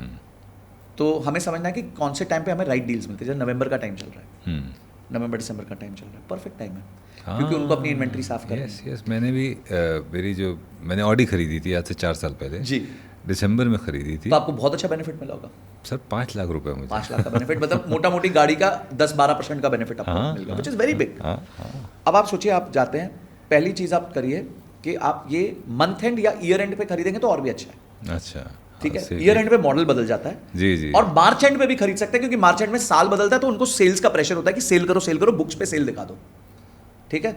तो मार्च एंड पे भी बहुत प्रेशर होता है, दिसंबर एंड पे भी उन पे बहुत प्रेशर होता है। आप अक्टूबर में खरीदेंगे जब फेस्टिवल टाइम होता है तो प्रॉब्लम होती है, पर लोग खरीदते ही तब है, उनको तब होता है। मतलब अभी मैं किसी से बात कर रहा था, एक जिनका बहुत बड़ा शोरूम का इंडस्ट्री है इधर NCR में, 14 शोरूम्स हैं उनके, महिंद्रा और ये सब के, तो बता रहे थे उन्होंने अक्टूबर के महीने में 2300 गाड़ी बेची है, 450 करोड़ की गाड़ियां बेच दी। अरे सर, ईयर ऑन ईयर इस साल जो अक्टूबर में ऑटो सेल्स है, that's kind of a record. I think 40% कितना ग्रोथ है, तो because of GST also. But आपको क्यों फिर उसमें कूदना है उस टाइम पे? आप आराम से दिसंबर में जाओ, हाँ, ठंडी में बैठे होंगे, कुछ काम नहीं होगा उनके पास, मक्खी मार रहे होंगे, हो सकता है मक्खी भी खत्म हो चुकी हो, तो जाओ, नेगोशिएट करो। और देखिए, हर जो डीलर होता है ना, आप उसका मैकेनिक, मैं आपको डीलर का मैकेनिक समझता हूँ। डीलर कैसे काम करते हैं, जो आपको गाड़ी बेचते हैं, तो सर कोई भी गाड़ी का ब्रांड होता है ना, वो अपने डीलर को जो गाड़ी देता है उसको 100% डीलर को पैसे देने पड़ते हैं उस चीज़। No credit line, no credit line. अच्छा, इसमें क्या होता है, इसमें वेंडर फाइनेंसिंग करके एक टूल यूज होता है। ओके, वो क्या है कि आपने समझे पूरे शोरूम में भरने के लिए 1 करोड़ रुपए की शोरूम ओनर ने गाड़ियां ले ली, समझिए 10 गाड़ियां ले ली, तो उसमें से 25 लाख वो अपनी जेब से डालेगा, 75 लाख रुपए का उसका वेंडर फाइनेंसिंग हो जाता है, जो उसको brand he tie up why up करवा के देता है। क्योंकि सामने गाड़ी भी है एज अ कोलैटरल। तो अब वो 75 लाख पे उसका मीटर चालू है महीना। पहली चीज ये हो गई। तो महीना खत्म होता है ना, तो सेठ जी खड़े हो जाते हैं शोरूम वाले, गाड़ी कितनी बिकी, इसके पैसे आए कि नहीं आए, क्योंकि अब ब्याज का मीटर चालू हो चुका है, ब्याज देना महीना खत्म हो रहा है। सेकंड क्या होता है, हर महीने का हर डीलरशिप का एक टारगेट होता है। तो समझे वो कह सकते हैं कि भाई तुमने अगर इस महीने 6 गाड़ी बेच दी तो हम क्या करेंगे, तुम्हें 5 लाख रुपए एक्स्ट्रा देंगे as a bonus incentive, as a brand हम देंगे, तुमने 6 गाड़ी बेच दी। अब आप गए महीने के एंड में और आपकी गाड़ी वो 6ठी गाड़ी थी, तो वो क्या कहेंगे, बोलेंगे यार इसको 1.5 लाख का डिस्काउंट दे दे, अपने को तो 5 लाख रुपए आने वाले हैं। ठीक है, तो ये दूसरा बेनिफिट होता है। तीसरा बेनिफिट, जब साल के एंड में जाते हो तो उनके ऊपर एक्सट्रीम प्रेशर है, क्योंकि मॉडल बदलने वाला है, अगले साल हो सकता है नया मॉडल आ जाए, तो वो प्रेशर है। और चौथा, अगर आप मार्च में जाते तो साल बदलने वाला होता है, तो उनको सेल्स का प्रेशर होता है। तो ये जाके और मिनिमम 3 डीलरशिप से नेगोशिएट करो। हंटिंग जो है महीने के शुरू में चालू कर दो 5-10 तारीख से, और एकदम पका दो इनको। इतने फोन आने चाहिए इनके आपके पास, अरे सर क्या करना है, इसने 500 रुपए कम कर दिया, इसने 1000 रुपए कम कर दिया, इसने 10,000 कम कर दिया, चलाते रहो, लास्ट तक निचोड़ो, आखिरी जूस जब तक ना निकल जाए। आपके पैसे हैं भाई, आपके पैसे हैं, आपको फायदा होगा। अब वो 1.5 लाख का फायदा हो गया ना कपल को। 1.5 लाख का सर अगर EMI होता है ना, 3,000 रुपए महीने की EMI होती है, तो 3,000 रुपए महीने बचा लिए उन्होंने अगले 5 साल के लिए। वो SIP हो गया, वो एक SIP हो गई जो उनको फायदा दे सकती है, या फिर अपनी लाइफ में और कोई खर्चा कर लेते हैं, और कोई गोल अचीव कर लेंगे। सर 36,000 रुपए साल का बचाएंगे, ट्रिप कर लेंगे, आजू बाजू कहीं चले जाएंगे घूमने फिरने एज अ कपल। तो ये चीजें ना हमें पता, अगर इतना भी पता हो जाए तो बहुत फर्क पड़ जाता है। और ये करना क्या है, आप हमारी वीडियोस देख लो यार वीडियोस देख, ये पॉडकास्ट देख लो तो आइडिया आ जाएगा। मैं जब नौकरी कर रहा था तो हम एक MDP किया था, IIM कैलकाटा में हमको भेजा गया था। वहाँ पर नेगोशिएशन स्किल्स पर एक प्रोफेसर थे, उन्होंने 1.5 दिन का सेशन लिया था। तो उस सेशन के बाद हम लोग आपस में चर्चा ये करते थे कि ये जब मार्केट में निकलते होंगे तो शटर डाउन हो जाते होंगे। मुझे लग रहा है आप जब गाड़ी खरीदने कहीं जाते होंगे तो डीलरशिप वाले कहते होंगे भागो संजय जी आ गए। सर देखिए, मुझे ऐसा लगता है कि मैंने एक एक पैसा बहुत मेहनत से कमाया। बिल्कुल बिल्कुल। और मैं अगर उसका बेस्ट वैल्यू नहीं निकालूंगा, ट्रू ट्रू, लोग कह सकते हैं चिंदी है, बेकार है ये, मुझे लगता है कि मैं बेस्ट वैल्यू निकाल सकता हूँ। हाँ ऑब्वियसली एक पॉइंट के बाद आप ज़्यादा नहीं घसीट सकते, बट इतना अधिकार है मेरा, this is my right to, as a consumer also it's my right to know these things. और सर बहुत जगह ऐसे होता है, मैं आपको एक मजेदार बात बताता हूँ, होम लोन। जैसे आप होम लोन लेने जाते हो ना, तो क्योंकि आप होम लोन ले रहे हो तो वो कहते हैं इंश्योरेंस कंपलसरी। आप सर 1 करोड़ का आपने होम लोन लिया और वो आपको इंश्योरेंस दे रहे हैं, वर्सेस आप मार्केट से 1 करोड़ की नॉर्मल टर्म इंश्योरेंस ले लो, प्रीमियम में एटलीस्ट 50% का फर्क होता है। जो होम लोन बेच रहा होता है वो 50% सालाना आपसे ज़्यादा प्रीमियम ले रहा है 25 साल के लिए। अब इतना मूर्ख तो मैं नहीं बन सकता, मतलब मुझे नहीं लगता कि मैं क्या, मतलब किसी को नहीं बनना चाहिए। इसलिए मैं लोगों को कहता हूँ, होम लोन लेने जा रहे हो तो होम लोन लेने जाने के टाइम ऐसे टाइम पे मत जाना कि बस अगले 2 दिन में आपको पेमेंट करनी है होम लोन की, फिर आप पे प्रेशर होगा, आप उसकी टर्म्स कंडीशंस मान जाओगे। होम लोन लेने जा रहे हो 1 महीना पहले प्लानिंग करना, और होम लोन वाले को बोलना इंश्योरेंस मैं तुमसे नहीं ले रहा, मेरे पास है टर्म इंश्योरेंस। उसको यही तो चाहिए ना कि अगर आपको कुछ हो जाए तो पैसे आ जाए, है ना टर्म इंश्योरेंस मैंने अलग से लिए। और कोई माइका लाल नहीं है कि आपको प्रेशराइज कर सके, आप RBI को मेल लिख दो, ये सारे बैंक सीधे हो जाते हैं 1 मिनट के अंदर, जैसे आप RBI को मेल लिखते हो। ये बहुत ध्यान से सुनने वाली बात है भैया। सर अगर कोई आपको ब्याज कम हुआ और वो ब्याज ट्रांसफर नहीं कर रहा है, RBI को मेल लिख दो। कहीं आपको लग रहा है, आपने जैसे होम लोन में लोग प्रीपेमेंट करना चाहते हैं, कभी पैसे ज़्यादा आ गए, बोनस आ गया, तो बैंक के पास जाते हैं, बैंक क्या खेलता है, अरे आपको ना प्रीपेमेंट चार्जेस लगेंगे, इमीडिएटली बोल को मेरे को ईमेल करो, मैं इस ईमेल को RBI को फॉरवर्ड कर रहा हूँ, मेरे को लिख के दो, देखो वो कैसे सीधा होता है। और 2026 1 जनवरी से जितने भी वेरिएबल फ्लोटिंग रेट लोन्स हैं, चाहे वो पर्सनल हो, गाड़ी हो, कोई भी हो, किसी पे भी प्रीपेमेंट पेनल्टी नहीं है, सब बंद। मतलब आप जब आपके पास एक्स्ट्रा पैसे है, आप जाके अपना अगर चाहते हो तो लोन चुका दो, आपसे बैंक 2% 3% एक्स्ट्रा नहीं ले सकता। अब ये ज्ञान अगर हमारे लोगों को मिल जाए तो कितना पैसा बचे, कितना टाइम बचे, एफर्ट बचे, पैसा बचे, स्ट्रेस बचे लाइफ का। क्योंकि ये तो उनके लिए तो प्योर इनकम है ना बैंक्स के लिए, और सिर्फ अवेयरनेस ना होने के कारण हम ये लॉस कर बैठते हैं। तो इसलिए ये छोटी छोटी चीजें ना आदमी को सीखते समझते रहना चाहिए, and it doesn't take a lot today. आप बहुत एडवोकेट करते हैं मार्केट में इन्वेस्ट करने को लेकर, पर एक थियरी ये भी कि 99% of the investors lose money, is it true? See देखिए डिपेंड्स कि कौन सा प्रोडक्ट है। तो फॉर एग्जांपल अगर आप FNO में हैं, फ्यूचर्स एंड ऑप्शंस में, तो 93% ट्रेडर्स डोंट मेक मनी। अरे 93% traders will never make money in this because it's a sport. Okay It's not trading जो है ना वो एक स्पोर्ट्स की तरह है। तो स्पोर्ट्स में आपको पता है विनर्स कितने होते हैं, कितने लोग क्रिकेट खेलने के लिए बनते हैं, पर 11 लोग ही टॉप इंडिया में जाते हैं। तो अगर आप क्रिकेट का विनिंग रेट देखेंगे तो वो 93% भी नहीं है, मतलब वो तो सॉरी क्या कहते हैं, लूजिंग रेट 93 नहीं है, क्रिकेट का लूजिंग रेट तो 99.99 है, पर फिर भी लोग परस्यू करते हैं उसको।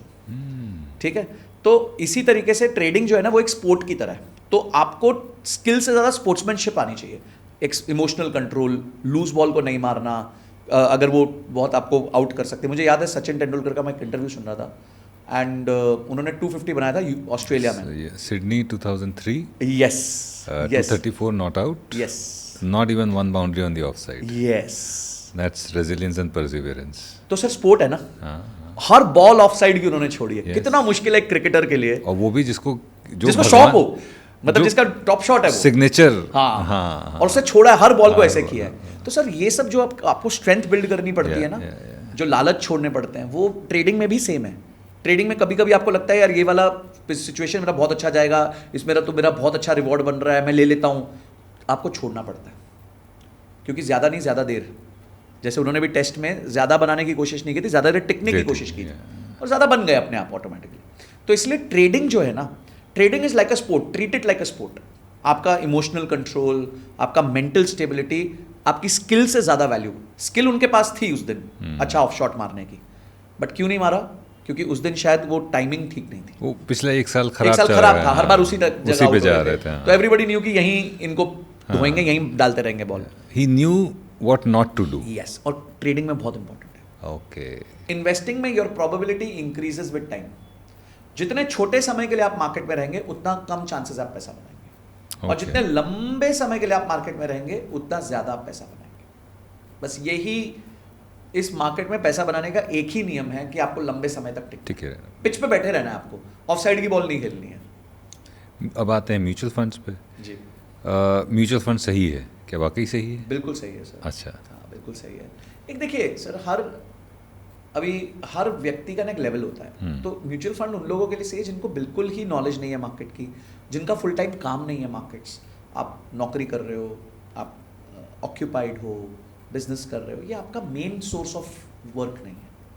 तो आप क्या करते हो, आप अपना पैसा उठा के एक अच्छे फंड मैनेजर को दे देते हो, आप उसको टेस्ट करते हो, देखते हो, उसके परफॉर्मेंसेस को देखते हो, समझते हो और इन्वेस्ट कर देते हो, और अपने रिक्वायरमेंट के हिसाब से। बिकॉज हर फंड अपने अलग रिस्क रिटर्न्स लेवल पे चल रहा होता है। डेट फंड्स होते हैं, उनका रिस्क कम होता है, रिटर्न्स भी कम होता है। हाइब्रिड होता है, उनका रिस्क थोड़ा ज़्यादा होता है, रिटर्न्स थोड़े ज़्यादा होते हैं।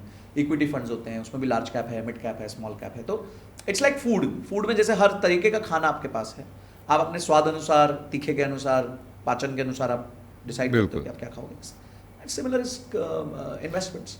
तो म्यूचुअल फंड्स आपको वो विकल्प देता है कि आप मार्केट्स में पार्टिसिपेट कर सको बिना किसी स्ट्रेस के, बिना नॉलेज के, बिना टाइम दिए। It's pure passive way of making money, and then if it is passive, please don't expect ultra large returns from that. अच्छा, ओके, ठीक है, don't expect ultra large. Lottery नहीं निकलेगी, लॉटरी नहीं है।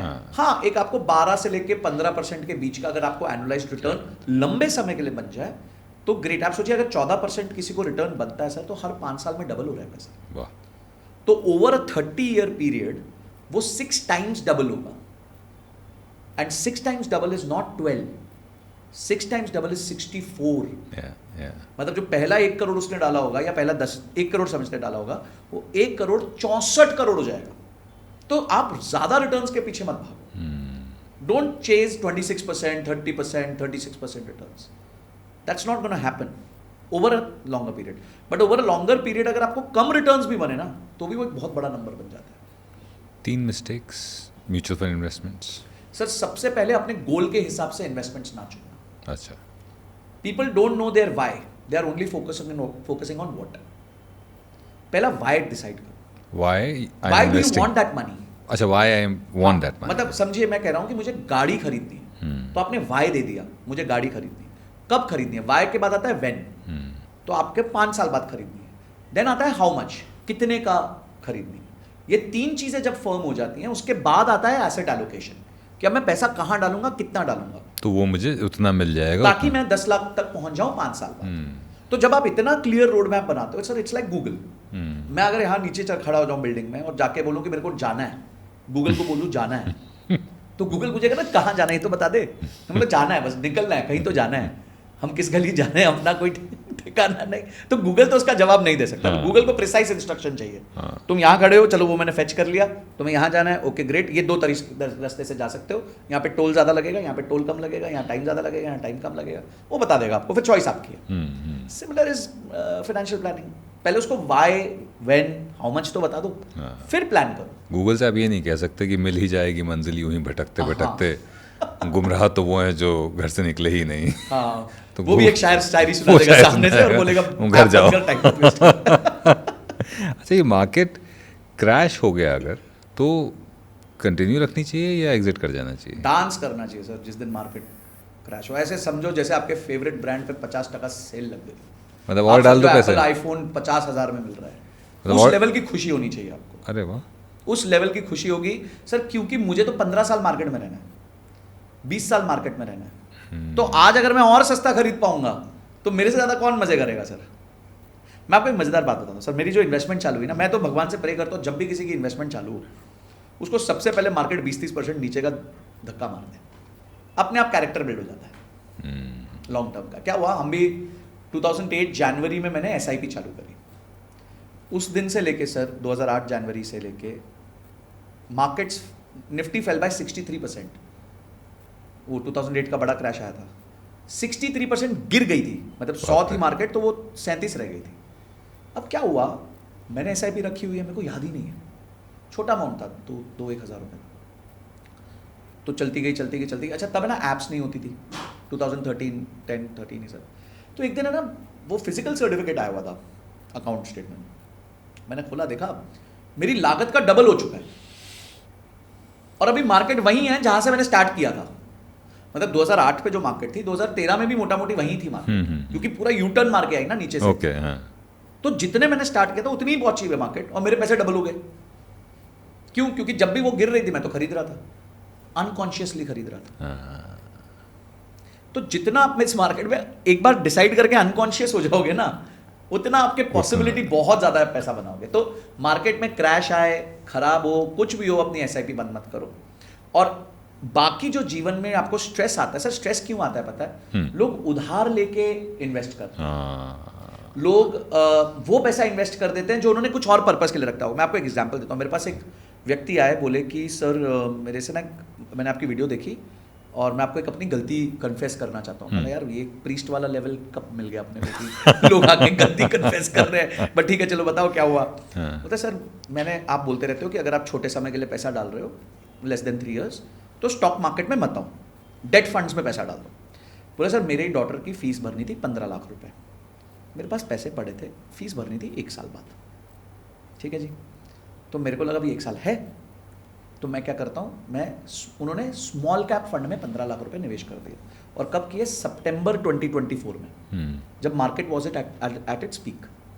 अच्छा, उस टाइम तक सारे स्मॉल कैप फंड्स क्या रिटर्न दिखा रहे हैं? 36%, 40%। तो उनको क्या लगा यार 20% भी मिलेगा तो 15 लाख पे 3 लाख रुपए मिल जाएंगे। वाह।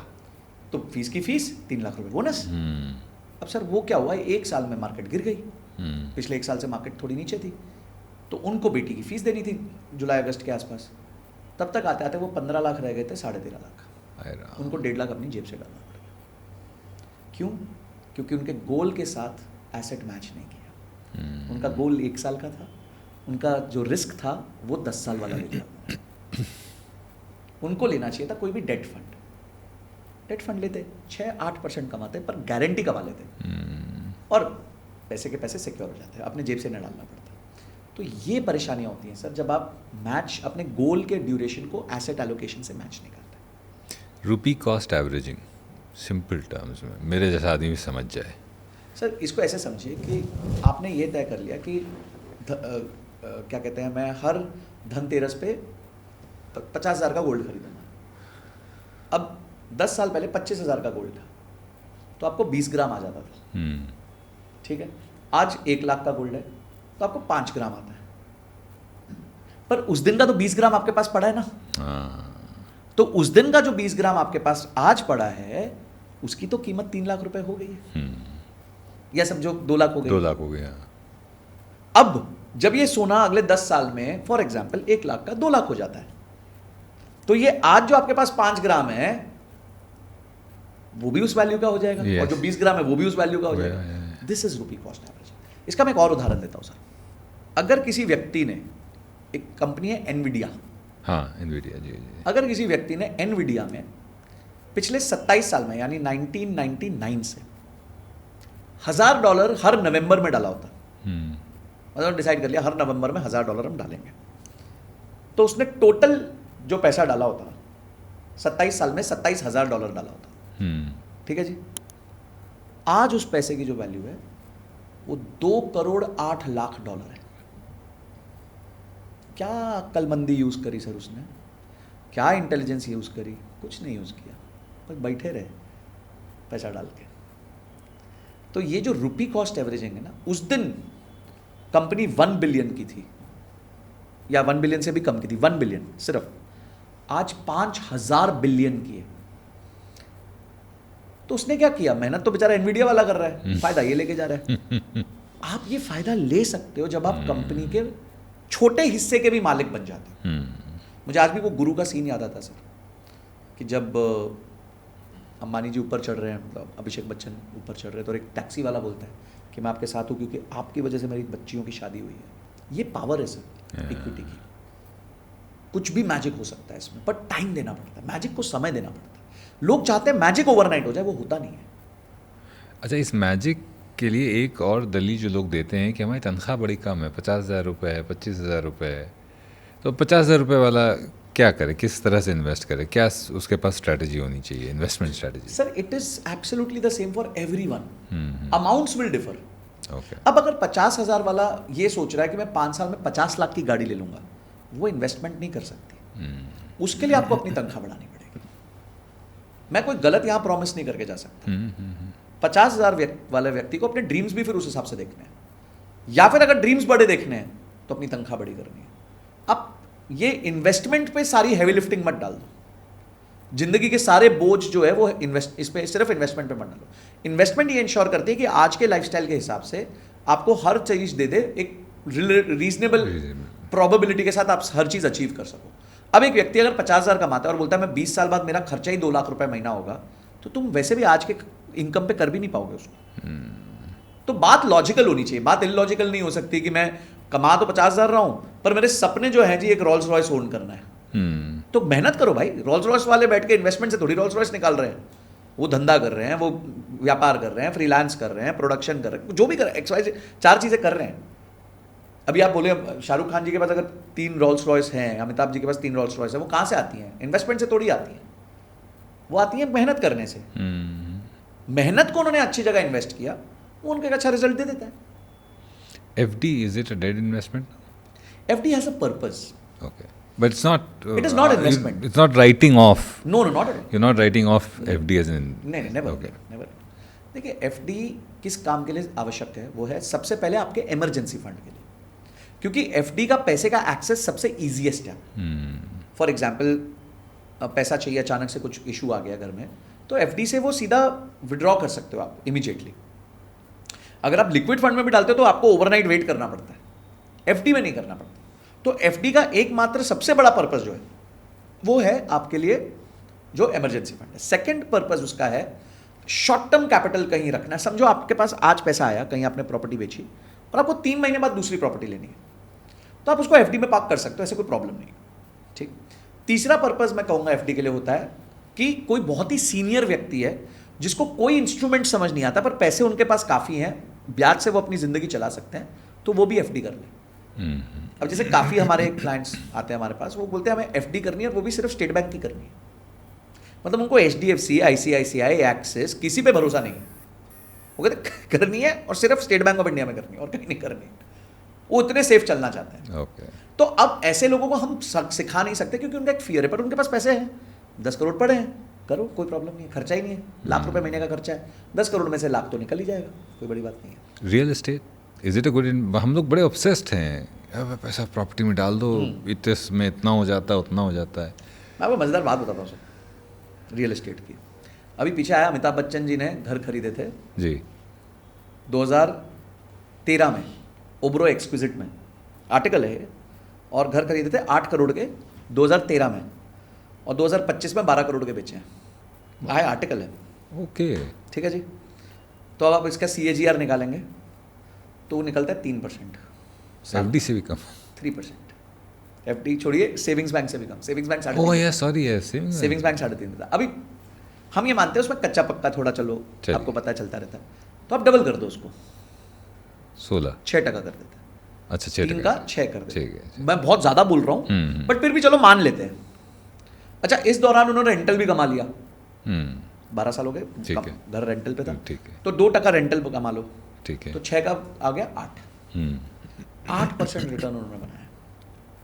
यही 8 करोड़ रुपए अगर उन्होंने निफ्टी 50 में डाले होते तो आज 48 करोड़ होते।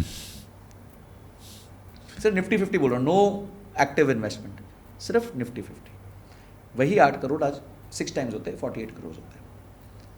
तो मैं ये मान रहा हूँ कि 8 करोड़ उनके समझो सब ब्याज जोड़ के, कैश पक्का सब कुछ जोड़ के अभी 20 करोड़ हुए होंगे। And zero expense, because property तो जीरो एक्सपेंस एक्सपेंस। यहाँ तो मैं 32 लाख रुपए तो स्टैम्प ड्यूटी दिया, और आप एनुअल मेंटेनेंस भी दे रहे हो। मेंटेनेंस भी दे रहे हैं, कभी कभी वो खाली भी होगा, हाँ, उसमें wear आपने and घर भी tear भी मेंटेन होगा। किया होगा। मैं हाँ। सब माइनस कर, मैं सब सोच रहा हूँ कि फ्री ऑफ कॉस्ट हुआ जी, अमिताभ बच्चन है वो, उसके बावजूद ये हाल है सर। मैं इसको क्यों हाईलाइट करना चाहता हूँ, मैं इसलिए हाईलाइट करना चाहता हूँ, और before people start trolling us, this is nothing against anybody, ये तो No, एक no, हमने मैंने example एग्जांपल दिया। लिया है, तो प्लीज। हाँ, दिस नथिंग अगेंस्ट, उनके पास बहुत पैसा है भाई, वो हाँ। कुछ भी कर सकते हैं, उनके और भी इन्वेस्टमेंट्स जो उनको 100x रिटर्न्स भी देते हैं, हाँ। ऐसा नहीं है। पर मैं आपको क्या बताना चाहता हूँ कि हम पहले ना रियल एस्टेट का पर्पस समझना बहुत जरूरी है। अगर आपका रियल एस्टेट का पर्पस है लिविंग, मुझे घर रहने के लिए चाहिए, तो please don't treat it as investment. Then follow the rules. It should be close to your office, it should save your time, it should क्या कहते हैं, उसकी जो आप डाउन पेमेंट अफोर्ड कर सकते हो, उसकी टोटल कॉस्ट ऑफ ओनरशिप यानी उसकी EMI, उसकी मेंटेनेंस, उसका इलेक्ट्रिसिटी का बिल और मेड के एक्सपेंसेस, ये आपके इनकम के 40% से नीचे होने चाहिए। तो आपकी 1 लाख रुपए की इनकम है, 40,000 रुपए में आपको EMI, घर के बिजली का खर्चा, सोसाइटी का मेंटेनेंस। सर आजकल सोसाइटी के मेंटेनेंस 20-20, 30-30 हज़ार रुपए अरे हैं यहाँ पे। बाप रे, तो बहुत। वो भी तो लोग क्या करते हैं, लोग सोचते हैं EMI 40-50% कर दूंगा, अरे भाई बाकी जीना भी तो है। घर के अंदर जाओगे, बिजली चलाओगे, मेड आएगी, सोसाइटी के चार्जेस दोगे, वो कौन देगा? इसलिए मैं कहता हूं don't work on EMI, work on total cost of ownership. TCO concept पे वर्क करिए। तो the total cost of ownership should be less than 40% of your take home income. ये अगर आप घर खरीद रहे हो रहने के लिए, क्योंकि अगर आप कहोगे कि 5 साल बाद जी मेरा घर डबल हो गया, तो बाकी आजू बाजू वाले घर भी डबल हुए हैं। अगर आपका घर डबल हो गया, सब उदाहरण दे रहा हूँ, आपने 1 करोड़ का खरीदा था, वो 2 करोड़ का हो गया, और अब आप शिफ्ट करना चाहते हो, आपके पास 2 बेडरूम है, आप 3 बेडरूम लेना चाहते हो, तो बाकी घर भी तो वैल्यू वाइज बढ़े है ना। तो that is why real estate is a replacement asset. उसको हम रिप्लेसमेंट एसेट के नाम से कहते हैं कि आप ये नहीं सोच सकते कि भाई मेरा मतलब हो गया कि भाई मतलब this is my investment also, this is not your investment, this is your house. अब आते हैं सेकेंड चीज पे, अगर आपको real estate as an investment चाहिए, तो या तो वो आपको कैश फ्लो दे, या आपको ग्रोथ दे, या दोनों दे। कैश फ्लो दे मतलब उसमें रेंट आना चाहिए, ग्रोथ दे मतलब उसकी वैल्यू ओवर टाइम बढ़नी चाहिए। हाँ। ठीक है। अच्छा, अब आप देखिए सर कि पहले क्या होता था कि घर में बेटी पैदा हुई तो फादर्स क्या करते थे कि बेटी पैदा हुई है, इसकी शादी के लिए एक प्लॉट ले लेते हैं। That's a perfect investment. क्यों? शादी 25 साल बाद है, 30 साल बाद है, प्लॉट आपने ले लिया, पैसे बड़े पैसे एक बार में फंस गए आपके, ठीक है, और 30 साल में 25 साल में कोई लोकेशन आपको एक अच्छा खासा रिटर्न्स दे ही देती। बीच में आपको लालच नहीं आएगा, आप उसको तोड़ोगे नहीं, क्योंकि आपको पता है प्लॉट ऐसे बिकेगा ही नहीं इतना इजीली, तो वो आपका पैसा फंस जाता है एक पर्टिकुलर गोल के लिए। तो आपको अगर real estate as an investment चाहिए तो मैं आपको 2-3 विकल्प बताता हूं। आप डेफिनेटली प्लॉट्स में इन्वेस्ट कर सकते हो, but have a 10 year view. 10 साल के लिए आपका पैसा मिनिमम आपको भूलना पड़ेगा। सेकंड, उस पैसे की आपके लिए लिक्विडिटी रिक्वायरमेंट नहीं होनी चाहिए, मतलब वो ऐसा पैसा नहीं होना चाहिए, मतलब वो आपके घर का रोज का पैसा नहीं होना चाहिए। पता चला आपने अपना पेट काट के पैसा डाला हुआ है, आपको वो पैसा 2 साल बाद वापस चाहिए था, कोई पर्पस था, तो नहीं। अगर 10 साल के लिए अपने पैसे को भूल सकते हो तो प्लॉट ले लो, कोई प्रॉब्लम नहीं है। अगर आपको रेंटल प्लस एसेट अप्रिसिएशन चाहिए तो आप कमर्शियल ले लो। कमर्शियल में आपको 5 से लेकर 7% तक का रेंट मिल जाता है depending upon location, and over 10 years commercial generally double कर जाता है। ओके। तो अगर 10 साल में डबल करेगा तो 6-7% वहाँ भी रिटर्न बन गया, तो मोटा मोटी आपको 12-13% का रिटर्न बन जाता है।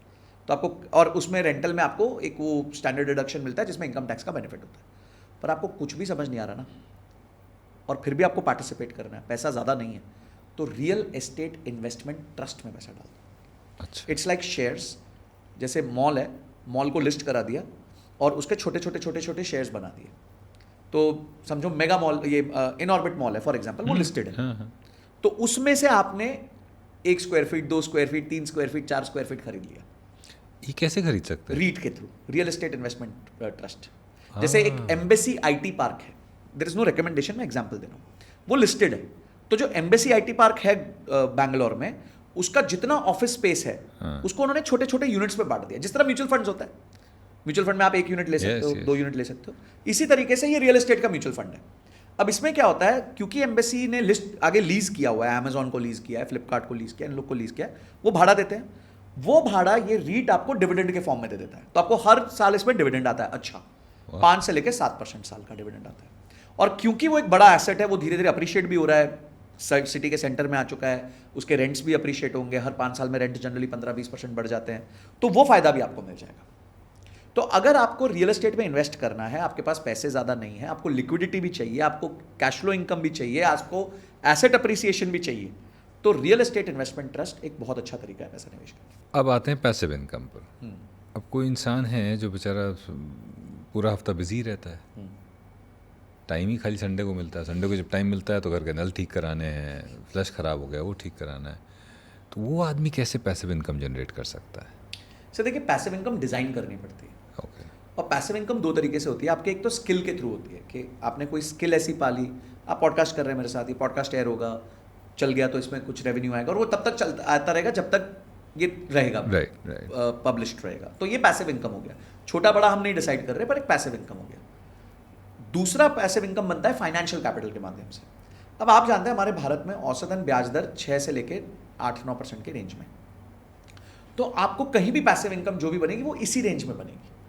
आप ये अपेक्षा भूल जाइए कि 18%, 25% साल का बनेगा, वो बहुत हाई रिस्क हो जाता है। आपने किसी दोस्त को उधार दे दिया, वो आपको ज़्यादा दे रहा है, तो आप दोनों के बीच में है। कोई इंस्टीट्यूशन नहीं है बीच में जो गारंटी कर रहा है कि आपको टाइमली बेसिस पे पैसा मिलेगा। तो पैसिव इनकम बनाने के लिए आपको डिजाइन करना पड़ता है अपनी लाइफ को। पहले आपको फाइनेंशियल कैपिटल इकट्ठा करना पड़ेगा। जब आपके पास फाइनेंशियल कैपिटल इकट्ठा हो जाएगा, अब इसका उदाहरण लेते हैं सर, अगर आपको 50,000 रुपये महीने की पैसिव इनकम चाहिए, तो आपके पास करीबन 70 लाख रुपए से लेकर 1 करोड़ रुपए होना चाहिए, तब आपके पास इतनी इनकम आएगी। तो क्वेश्चन नंबर 1 ये है कि आपके पास है 70 लाख से 1 करोड़ रुपए? अगर नहीं है तो पहले उसको बनाइए, उस कैपिटल को जनरेट कीजिए। कैसे करिए? SIPs करिए, इन्वेस्टमेंट्स करिए, गोल्ड में डालिए, सिल्वर में डालिए, जो भी आपका एसेट एलोकेशन है वो करिए। तो धीरे धीरे आपका कैपिटल ग्रो करेगा। जब आपका कैपिटल साइजेबल नंबर पे पहुंच जाएगा, फिर आप पैसिव इनकम। ओके। और SWP क्या है ये? SWP सर, SWP इस दुनिया का 9th वंडर है। अरे जैसे 8th वंडर आपका कंपाउंडिंग है, वैसे 9th wonder systematic withdrawal plan है सर। हाँ। मेरे हिसाब से ये सबसे अंडररेटेड तरीका है पैसिव इनकम बनाने का। अब सर उदाहरण के तौर पे देखिए कि किसी के पास 1 करोड़ रुपए पड़े हुए हैं, म्यूचुअल फंड में पड़े हैं, और वो उसमें से हर महीने 50-50 हज़ार रुपये भी निकाल रहा है, तो यानी वो साल का 6 लाख रुपए निकाल रहा है। अब कंपाउंडिंग हो रही है समझिए 12% के हिसाब से। तो पहले साल 12 लाख का टोटल ब्याज बना कंपाउंडिंग होके, पर 6 लाख आपने निकाला, तो जो 1 करोड़ था वो 1 करोड़ 6 लाख हो गया। अब उस पर आपको ब्याज मिल रहा है, यानी आपकी इनकम हो रही है, आपने उसमें से थोड़ा निकाल लिया। यानी एक बाल्टी है जिसमें से ऊपर पानी आ रहा है, नीचे छेद है, पर वो छोटा छेद है, पानी कम निकल रहा है और पानी भर ज्यादा रहा है, यानी बाल्टी में हमेशा पानी बढ़ता रहेगा। तो यही सिस्टमैटिक विड्रॉल प्लान में होता है। जितना पैसा आप रखते हो और उसमें से पैसा निकालते हो, फिर भी आपका पैसा जिंदगी भर खत्म नहीं होगा, अगर आपका विड्रॉवल रेट जो है वो आपकी कंपाउंडिंग रेट से कम है तो। समझा। और ये सर मैंने अपने पिछले 1.5 साल में, मैं आपको बता रहा हूँ, मिनिमम 200 से 300 हमारे क्लाइंट्स के लिए ये सिस्टमैटिक विड्रॉल प्लान के थ्रू जिंदगी भर की पैसिव इनकम सेट करी, जिनको रिटायर होना था। अब 28 तारीख को बिना किसी टेनेंट का सर मारे, बिना किसी का दरवाजा खटखटाए, बिना ऑफिस जाए, बिना नौकरी पे गए, आदमी के अकाउंट में 28 तारीख को पैसा टिंग करके आ जाता है। कुछ नहीं करना, और वो हर साल 5% हम बढ़ा भी देते हैं। बढ़ भी रहा है कि अगर पिछले साल 1 लाख रुपए महीना आ रहा था, अब वो 1,05,000 रुपये महीना आएगा, फिर अगले साल 1,10,000 रुपये महीना आएगा, फिर इस तरीके से बढ़ता रहेगा, ताकि क्योंकि खर्चे बढ़ रहे हैं खर्चे तो वो भी बढ़ रहे बढ़ेगा, और फिर भी उसका कैपिटल इरोड नहीं होगा। 30 साल का कोई इंसान है, नौकरी कर रहा है, 1 करोड़ का कॉर्पस बनाना है उसको, क्या टाइम फ्रेम आप लेते हैं, क्या उसकी सैलरी होनी चाहिए और क्या उसकी स्ट्रैटेजी होनी चाहिए? 3 सवाल रोल इनटू वन। बहुत बढ़िया। मैं आपको 3 एग्जाम्पल देता हूँ। हाँ, हमने कंपाउंडिंग का फॉर्मूला की बात करी। फॉर्मूला था जो फाइनल आउटकम है वो डिपेंड करता है 3 चीज़ों पे। आप निवेश कितना करते हैं, वो निवेश कितना पैसा रिटर्न्स कमाता है और कितनी देर के लिए कमाता है। अब इसमें से वो रिटर्न्स कितना कमाता है ये हमारे हाथ में नहीं है, पर हम कितना पैसा डालते हैं और कितनी देर के लिए डालते हैं ये हमारे हाथ ये में है। हमारे हाथ में, बिल्कुल। तो समझिए किसी को 1 करोड़ रुपए बनाना है और वो उसको 15 साल में बनाना चाहता है, उदाहरण ले रहे हैं, और वो इसको इन्वेस्ट करता है एक म्यूचुअल फंड में जो उसको 12% साल का रिटर्न देता है, और हर साल वो अपने इन्वेस्टमेंट को 7% से बढ़ाता रहता है, 7% स्टेप अप करता है। राइट। तो ऐसे व्यक्ति को 15 साल में करोड़ रुपए बनाने के लिए 14,000 रुपये महीने से स्टार्ट करना होगा। ओके। और 14,000 रुपये महीना डालने के लिए मैं मानता हूँ 25% इन्वेस्टमेंट रेट के हिसाब से 50 से 60,000 रुपये की उसकी महीने की तनख्वाह होनी चाहिए। और मैं ये मानता हूँ कि इसकी तनख्वाह हर साल 7% बढ़ेगी, बढ़ती हाँ। रहेगी, जैसे उसकी इन्वेस्टमेंट बढ़ेगी साथ तनख्वाह भी बढ़ेगी। अगर एक व्यक्ति है वो कहता है नहीं जी मुझे तो 15 नहीं, मुझे तो 10 साल में करना है, अग्रेसिव है, तो वो इक्वेशन क्या बोलेगी कि अब ड्यूरेशन कम हो गई है, रिटर्न्स हमारे कंट्रोल में है नहीं, वो तो 12% है, तो क्या बढ़ेगा? इनपुट। निवेश बढ़ जाएगा। हाँ। तो निवेश कितना बढ़ेगा? ये 14,000 की जगह आप उसको 34,000 रुपये से स्टार्ट करना पड़ेगा। अच्छा। अब 34,000 को हम 25% मान लेते हैं, हाँ। तो ये हो गया मोटा मोटी आप समझिए करीबन 1.25 लाख रुपए पर मंथ। ओके। यानी जिसकी 1.25 लाख रुपए पर मंथ इनकम है, अगर वो 34,000 से स्टार्ट करता है, 7% से स्टेप अप करता है, 12% रिटर्न कमाता है, 10 साल में 1 करोड़ होगा। पर फिर एक आता है वो कहता है मैं तो और अग्रेसिव हूँ, वो तो 7 साल में करोड़पति बन गया। 7 साल, 7 7 years। years। Okay. Then this 34 becomes 54,000।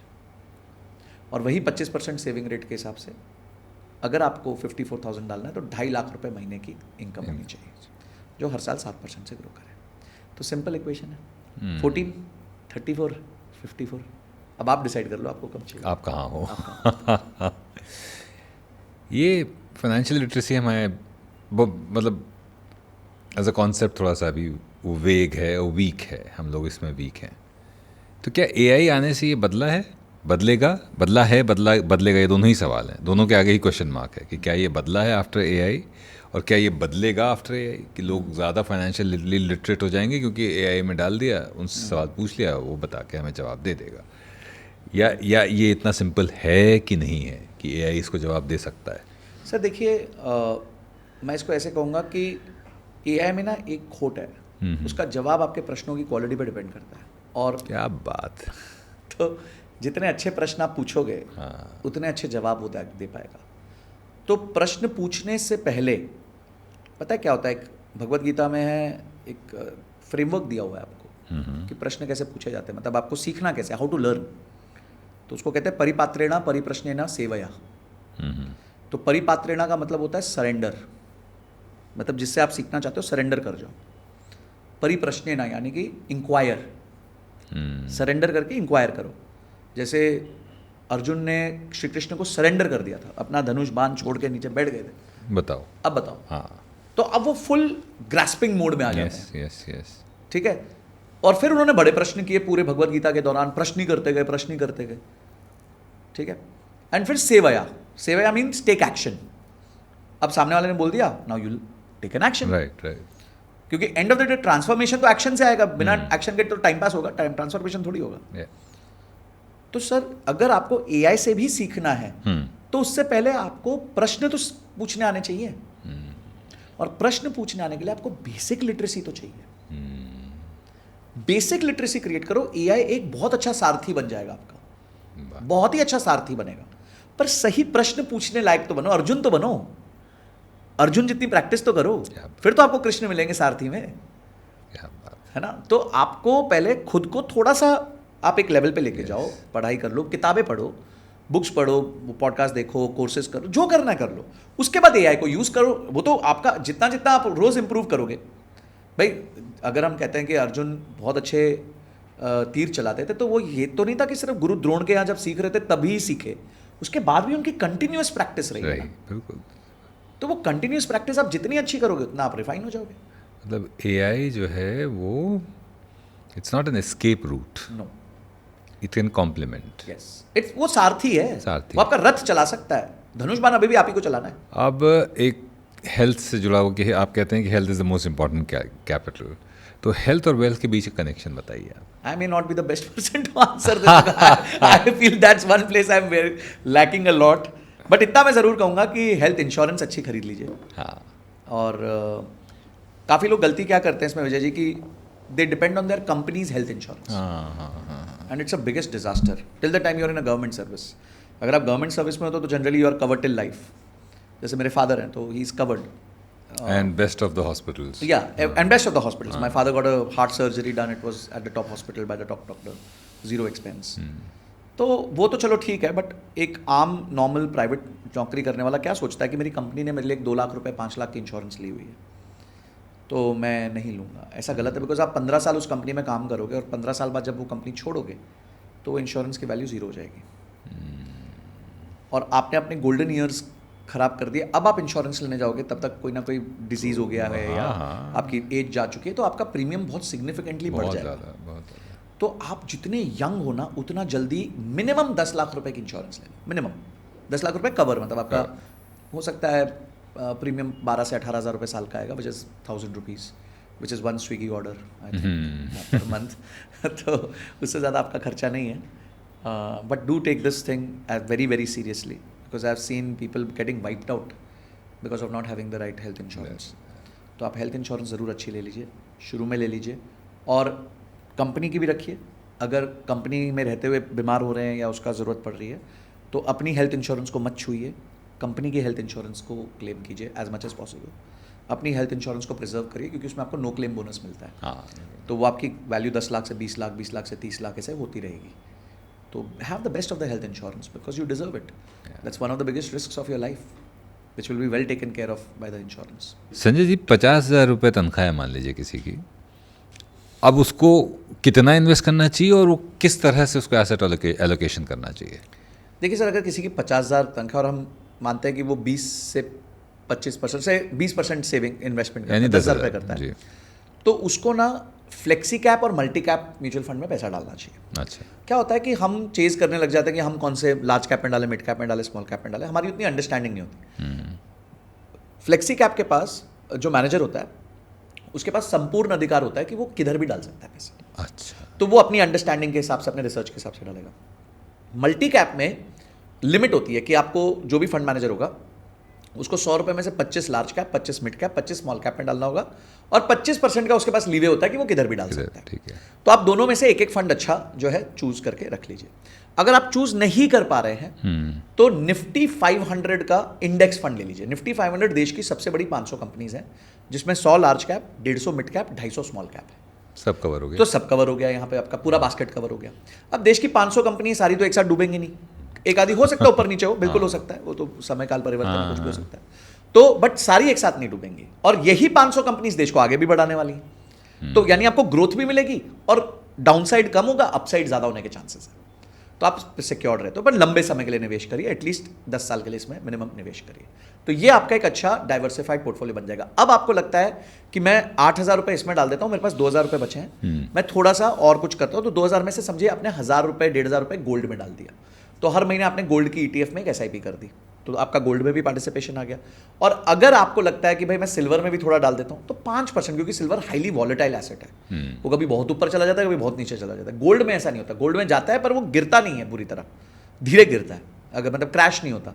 तो ये इस तरीके से आप अपना एक पोर्टफोलियो क्रिएट कर सकते हैं। तो हम ये मान लें कि एक 20% एक बेंचमार्क फिगर है कि इतना तो आपको बेयर मिनिमम है ये, बेयर मिनिमम। बेंचमार्क तो मैं कहूंगा कि ज्यादा हो, बेटर है 30%, 25-30% तो ज्यादा अच्छा है। तो 20% तो आप ये मान के चलिए कि इन्वेस्ट करना ही करना। आप भूल ही जाइए कि आपकी तनख्वाह 50,000 है, आप तो सोचिए आपकी तनख्वाह ही 40,000 है। हाँ, तभी ये काम हो पाएगा, मतलब नहीं तो नहीं हो पाएगा। तनख्वाह को 80% मान के चलें। Yes, this is what I have for my expenses. This 20% you are saving for your future self. Wonderful. अब आते हैं एक और बड़े इंपॉर्टेंट क्वेश्चन पर, जिस पे हमारी डिबेट भी हुई थी कि हमें पूछें कि ना पूछें, क्योंकि वो एक ग्रे एरिया है अभी, लीगल भी नहीं, इलीगल भी नहीं, वो है crypto.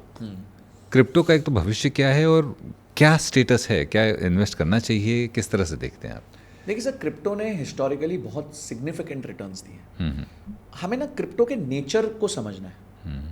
Crypto is highly volatile, highly risky asset, ठीक है। तो जब कोई चीज़ हाईली वॉलेटाइल और हाईली रिस्की होती है ना, तो आपको उसको कवर करने का दो तरीका होता है।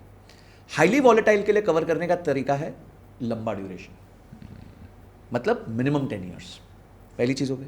और हाईली रिस्की को कवर करने के लिए क्या होता है, आपका पोर्शन साइजिंग या पोजीशन साइजिंग। जैसे खाने में जब हम थाली सजाते हैं तो हमारे पास चावल, दाल, रोटी, सब्जी सब कुछ अच्छे साइज में होता है। दो चीज़ें होती हैं जो बहुत कम पोर्शन में होती हैं, एक होता है अचार, एक होता है मीठा। अचार भी कम होता है, बहुत ज़्यादा नहीं रखा था, पूरा प्लेट का अचार का नहीं होता। और एक मीठा, मीठा भी बहुत ज़्यादा नहीं होता, एक दो पीस होता है ज़्यादा से ज़्यादा। ऐसा तो है नहीं कि पूरी थाली हम मीठे की खा जाएंगे। तो इसी तरीके से ये जो रिस्क वाले एसेट्स होते हैं ना, जैसे मैंने बोला सिल्वर हाईली वॉलेटाइल है, ठीक है। तो ऐसे जो एसेट्स होते हैं, इसमें पहली चीज़ लंबे समय के लिए पैसा डालिए, शॉर्ट टर्म में रिच बनने की कोशिश मत करिए। दूसरी चीज़, अपने पोर्शन का छोटा पैसा डालिए। तो फॉर एग्जाम्पल, अगर आप 10,000 की SIP कर रहे हैं तो 500 से 1,000 रुपए क्रिप्टो में डाल दीजिए। अच्छा। अब क्रिप्टो में भी क्या है, 1,80,00,000 कॉइन्स है। बॉम्बे स्टॉक एक्सचेंज पे 6,500 कंपनीज है, 6,500 कंपनीज है। क्रिप्टो में 1,80,00,000 कॉइन्स है। तो किस में पैसा डालोगे? सिर्फ टॉप 5 में डालिए। अच्छा। बिटकॉइन हो गया, एथेरियम हो गया, XRP हो गया, सोलाना हो गया, बाइनेंस हो गया, ये 5-6 जो बड़े कॉइन्स हैं जिनके पीछे अच्छे प्रोजेक्ट हैं, उन्हीं में डालिए। उसी का एक SIP बास्केट बना लीजिए और बस हर महीने अपने हिसाब से डालते रहिए। अब वो 10% नीचे जाए, 20% ऊपर जाए, अपने को कोई फर्क नहीं पड़ता, हमें 10 साल बाद देखना है। और दूसरा, हमने अपने टोटल इन्वेस्टमेंट का ही 5% डाला है, तो हमें अगर वो जीरो भी हो जाए, मैं कहता हूँ चलो, एक्सपोजर बहुत तो एक्सपोजर इतना कम है कि आपके पूरे पोर्टफोलियो को हिट नहीं करेगा। तो whenever an asset is volatile, increase your duration, and whenever your asset is risky, decrease your portion. बस ये रूल याद रखिए। अब आते हैं, क्योंकि समय बहुत तेज़ी से भाग रहा है, एकदम रैपिड फायर, एकदम रैपिडली आप जवाब दीजिए कि आपके हिसाब से फाइनेंशियल फ्रीडम का मतलब क्या है? पैसा होना या टाइम होना? टाइम। टाइम से ऊपर कोई नहीं, बिकॉज टाइम बहुत स्पार्स रिसोर्स है, सीमित है। एक फाइनेंशियल हैबिट जो हर इंडियन को छोड़ देनी चाहिए। अच्छा, छोड़ देनी चाहिए, FOMO, fear of missing out. Financial habit नहीं है, बट ये हैबिट आपका फाइनेंस जरूर खराब कर देती है। हाँ, iPhone 17 आ गया, तुरंत भागो, लाइन में लगो, लेंगे। फर्स्ट लेंगे, सबसे पहले लेंगे, स्टोरी डालेंगे। एक फाइनेंशियल रूल जो सबको फॉलो करना चाहिए? बजटिंग।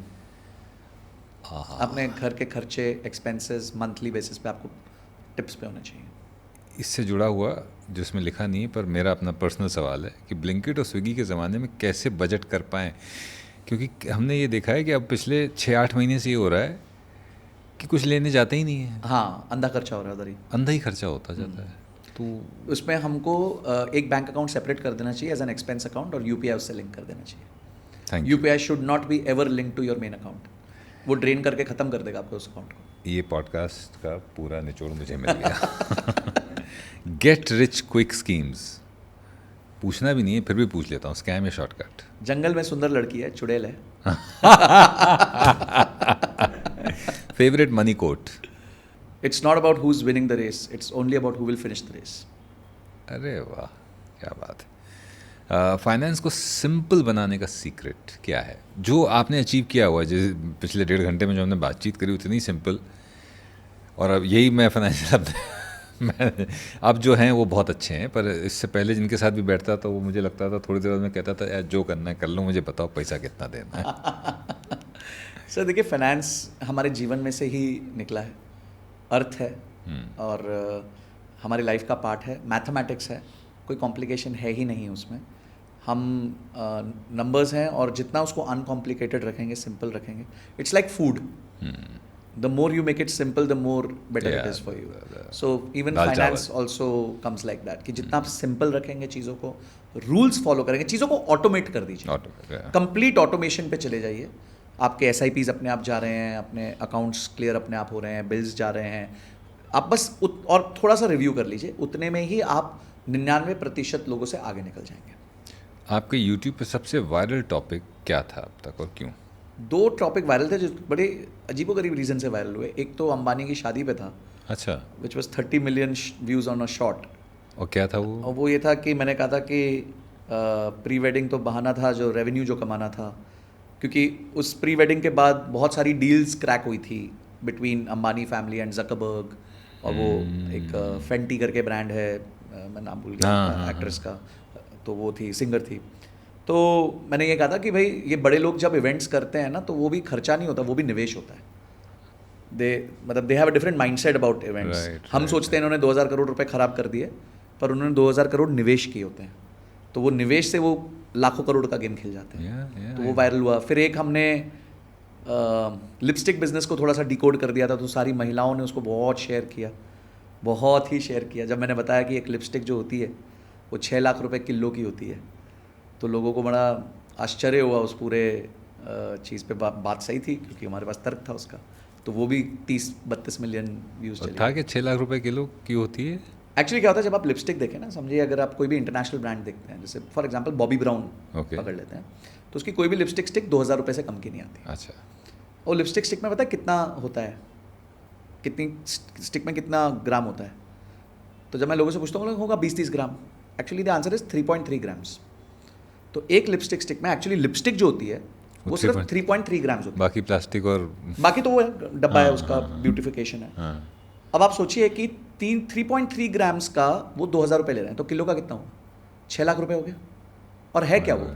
अगर आप देखो तो वो एक्चुअली बहुत हाई क्वालिटी वैक्स है जिसमें फ्लेवर डला हुआ है और अच्छे ऑयल्स डले हुए हैं, कलर्स डले हुए हैं। That's it. और तो कुछ है नहीं ना, वो रॉ मटेरियल तो यही है। अगर आप पूरी बेस्ट ऑफ द क्वालिटी की भी लिपस्टिक बनाओगे तो 25,000 रुपये किलो में बन जाती है, और बिकते कितने की है ब्रांड के नाम पे? 6 लाख रुपए किलो की।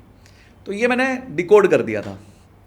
तो काफी लेडीज के बीच में बहुत हुई थी, थोड़ी ट्रोलिंग भी हुई, थोड़ी पिटाई भी हुई, थोड़ा लोगों ने अप्रिशिएट भी किया। तो जब 30 मिलियन को रील जाती है तो हर तरीके का एक्सप्रेशन मिल जाता है आपको। Rich people don't save, they invest. ये कितनी सही बात है? ये बिल्कुल परफेक्ट बात है। रिच पीपल अपनी इनकम से एसेट क्रिएट करते हैं, मिडिल क्लास पीपल अपनी इनकम से लायबिलिटी क्रिएट करते हैं, और पुअर पीपल अपनी इनकम से एक्सपेंस क्रिएट करते हैं। हम पुअर हैं। अरे नहीं। अच्छा, अगर आप, ये सवाल मुझसे भी कई बार पूछा गया है, और मुझसे जब पूछा जाता है तो मुझे समझ में नहीं आता कि मैं क्या जवाब दूं, इसलिए मैं आपसे पूछ रहा हूँ। 18 साल के संजय को आप क्या एडवाइस देंगे? Reinvest in yourself as much as you can. हाँ, दैट्स द बेस्ट इन्वेस्टमेंट। बाकी सब होता रहेगा, अच्छी इन्वेस्टमेंट्स थी, not bad, but I think as I said मेरा बिगेस्ट रिग्रेट यही है कि मैंने सिर्फ 5% अपनी इनकम का डाला। शायद 15-20 डाल देता तो और मज़ा आता। सबसे पावरफुल फाइनेंशियल एडवाइस जो आप देना चाहेंगे हर इंडियन को? Stay away from FOMO. Finance को सिंपल कैसे बनाएं, आपके एक लाइन का सक्सेस मंत्र ये क्या है? फाइनेंस को सिंपल कैसे बनाएं? जो चीज़ नहीं समझ आती वो मत करिए। हाँ, वॉरेन बफेट भी यही करते हैं। बिल गेट्स के साथ चेस खेलते हैं पर उनकी कंपनी में इन्वेस्ट नहीं करते हैं, उनको समझ नहीं आता बिजनेस। वाह। आपके हिसाब से एक आम आदमी अगर आज SIP शुरू करे तो 10 साल बाद क्या बदल सकता है उसके लिए? एक्सट्रीम कंफर्ट आ जाएगा उसको। अच्छा। एक्सट्रीम कॉन्फिडेंस आ जाएगा उसको। 10 साल बाद एक इतना बड़ा नंबर होगा। मैं आपको अपने एक मेड का एग्जांपल देता हूँ। We started 1000 rupee SIP with her, मतलब फॉर हर, हाँ हाँ, इन 2014। और आज वो डालती हैं, उसमें टोटल उनका 2,500 से 3,000 रुपये जाता है। The amount of that, the value of that is today standing at some around 5.5 lakh rupees. वाह। और 11 साल हुए हैं, और वो 5.5 लाख रुपए उसके लिए, बाकी सब एक तरफ, वो 5.5 लाख एक तरफ है। अब आप सोचिए जिसकी सेविंग 3,000 रुपये है, उसको क्या लगता है कि मेरे पास कितने महीने का, 200 महीने का पैसा पड़ा हुआ है। वाह। ये कंफर्ट और कॉन्फिडेंस अलग लेवल का होता है। सही नॉलेज और पेशेंस से हर आदमी करोड़पति बन सकता है। Absolutely. You agree? Absolutely, very easily. आप हमें पहले क्यों नहीं मिले? संजय जी, बात करके बहुत मज़ा आया। मतलब एक्चुअली मेरे ख़ुद के भी बहुत सारे सवाल हैं, और मैं अपने आप को फाइनेंशियली इलिटरेट लोगों में से गिनता हूँ, लेकिन मेरी किस्मत अच्छी है कि मेरे साथ ऐसे लोग जुड़े हुए हैं जो मेरे बिहाफ पर चीज़ें कर रहे हैं जिससे मैं सुरक्षित हूँ अभी। लेकिन आज आपसे बात करके मुझे लगा है कि अब मैं भी कुछ हद तक और ज़्यादा इन्वॉल्व होकर चीज़ों में और बेहतर कर सकता हूँ। फाइनेंशियल लिटरेसी को लोगों तक इस भाषा में पहुँचाने के लिए एक तो आपका शुक्रिया। Thank you sir. और हमसे संवाद करने के लिए आपका शुक्रिया। Thank you sir, thank you so much. अगर जाते जाते गीता का कोई श्लोक सुनाना चाहें जो लोगों को इंस्पायर करे, to achieve more and not only financially. जैसे मेरा जो फेवरेट है वो तो वही है दूसरे उसका अध्याय का 47वां श्लोक, कर्मण्येवाधिकारस्ते मा फलेषु कदाचन। उसका जो सेकंड लाइन है ना वो ज़्यादा इंपॉर्टेंट है। जी, ये पहली लाइन है जिसमें वो कह रहे हैं कि कर्म करते रहो, फल की इच्छा मत करो। बिल्कुल। पर जो सेकंड लाइन जी, हाँ वो कह रहे हैं कि इस वजह से अब कर्म करना बंद ना कर दो हाँ, कि मुझे कुछ मिलेगा ही नहीं, मतलब क्योंकि मेरे कंट्रोल में नहीं है। Yes yes. तो SIP is 247 of Bhagavad Gita. अच्छा, SIP इज एग्जैक्टली, मैं इसी से क्लोज करने वाला था। दूसरे अध्याय का 47वां श्लोक है भगवत गीता का, जहाँ वो कह ही रहे हैं कि कर्म करते रहो, फल की इच्छा मत करो। आप SIP करते रहो, और भूल आप जाओ। ये बीच में जो समय ऊपर नीचे होगा, मार्केट 20% क्रैश करेगी, 30% बढ़ जाएगी, कोई ना खुशी में बहुत खुश हो ना दुख में बहुत दुखी हो, आराम से चलते रहो and you will reap what you wouldn't have imagined in your life. आप वो नंबर ही नहीं इमेजिन कर सकते जो आपके सामने आ जाएगा। मैं भी नहीं कर पाया था, और अभी मुझे लगता है कि मैं तो सिर्फ 11 साल इन हूँ अपने इन्वेस्टमेंट जर्नी के, अभी तो मुझे 20 साल और निकालने हैं। तो मैं कभी कभी सोचता हूँ 20 साल बाद इतना पैसा होगा यार, करेंगे क्या? तो वो कॉन्फिडेंस जो देता है आपको ना, उसके बाद मैंने क्या कहा था कि लाइफ में 2 बार रिस्क ले सकते हो, when you have nothing to lose और when you have so much you can't lose everything. तो वो कॉन्फिडेंस आपको नॉलेज से आता है। वो अमाउंट किसी के लिए 1 करोड़ होगा, किसी के लिए 50 लाख होगा, किसी के लिए 5 करोड़ होगा, वो अलग चीज़ है, बट वो कॉन्फिडेंस की कोई वैल्यू नहीं है। मतलब इट हैज़ नो प्राइस। इतना पैसा हो कि हम सोचें कि इसका हम करेंगे क्या। हमारा सबका फाइनेंशियल गोल मुझे लगता है यही होना चाहिए, और इसके लिए ऐसा नहीं है कि अफलातून छप्पर फटे, वहाँ से पैसा गिरे और आप फिर उसको इन्वेस्ट कर दें। वो पैसा भी हमारे ही थ्रू आएगा, उन छोटी छोटी बचतों से। वो कहते हैं ना कि the longest journey starts with the smallest step. तो वो स्मॉल स्टेप अगर आपने नहीं उठाया है तो ये पॉडकास्ट संजय जी के साथ देखने के बाद आप उठाना शुरू कर दीजिए। फाइनेंशियल लिटरेसी को इतनी आसानी से समझाने के लिए और हमसे संवाद करने के लिए बहुत बहुत धन्यवाद। Thank you sir, thank you so much. Thank you.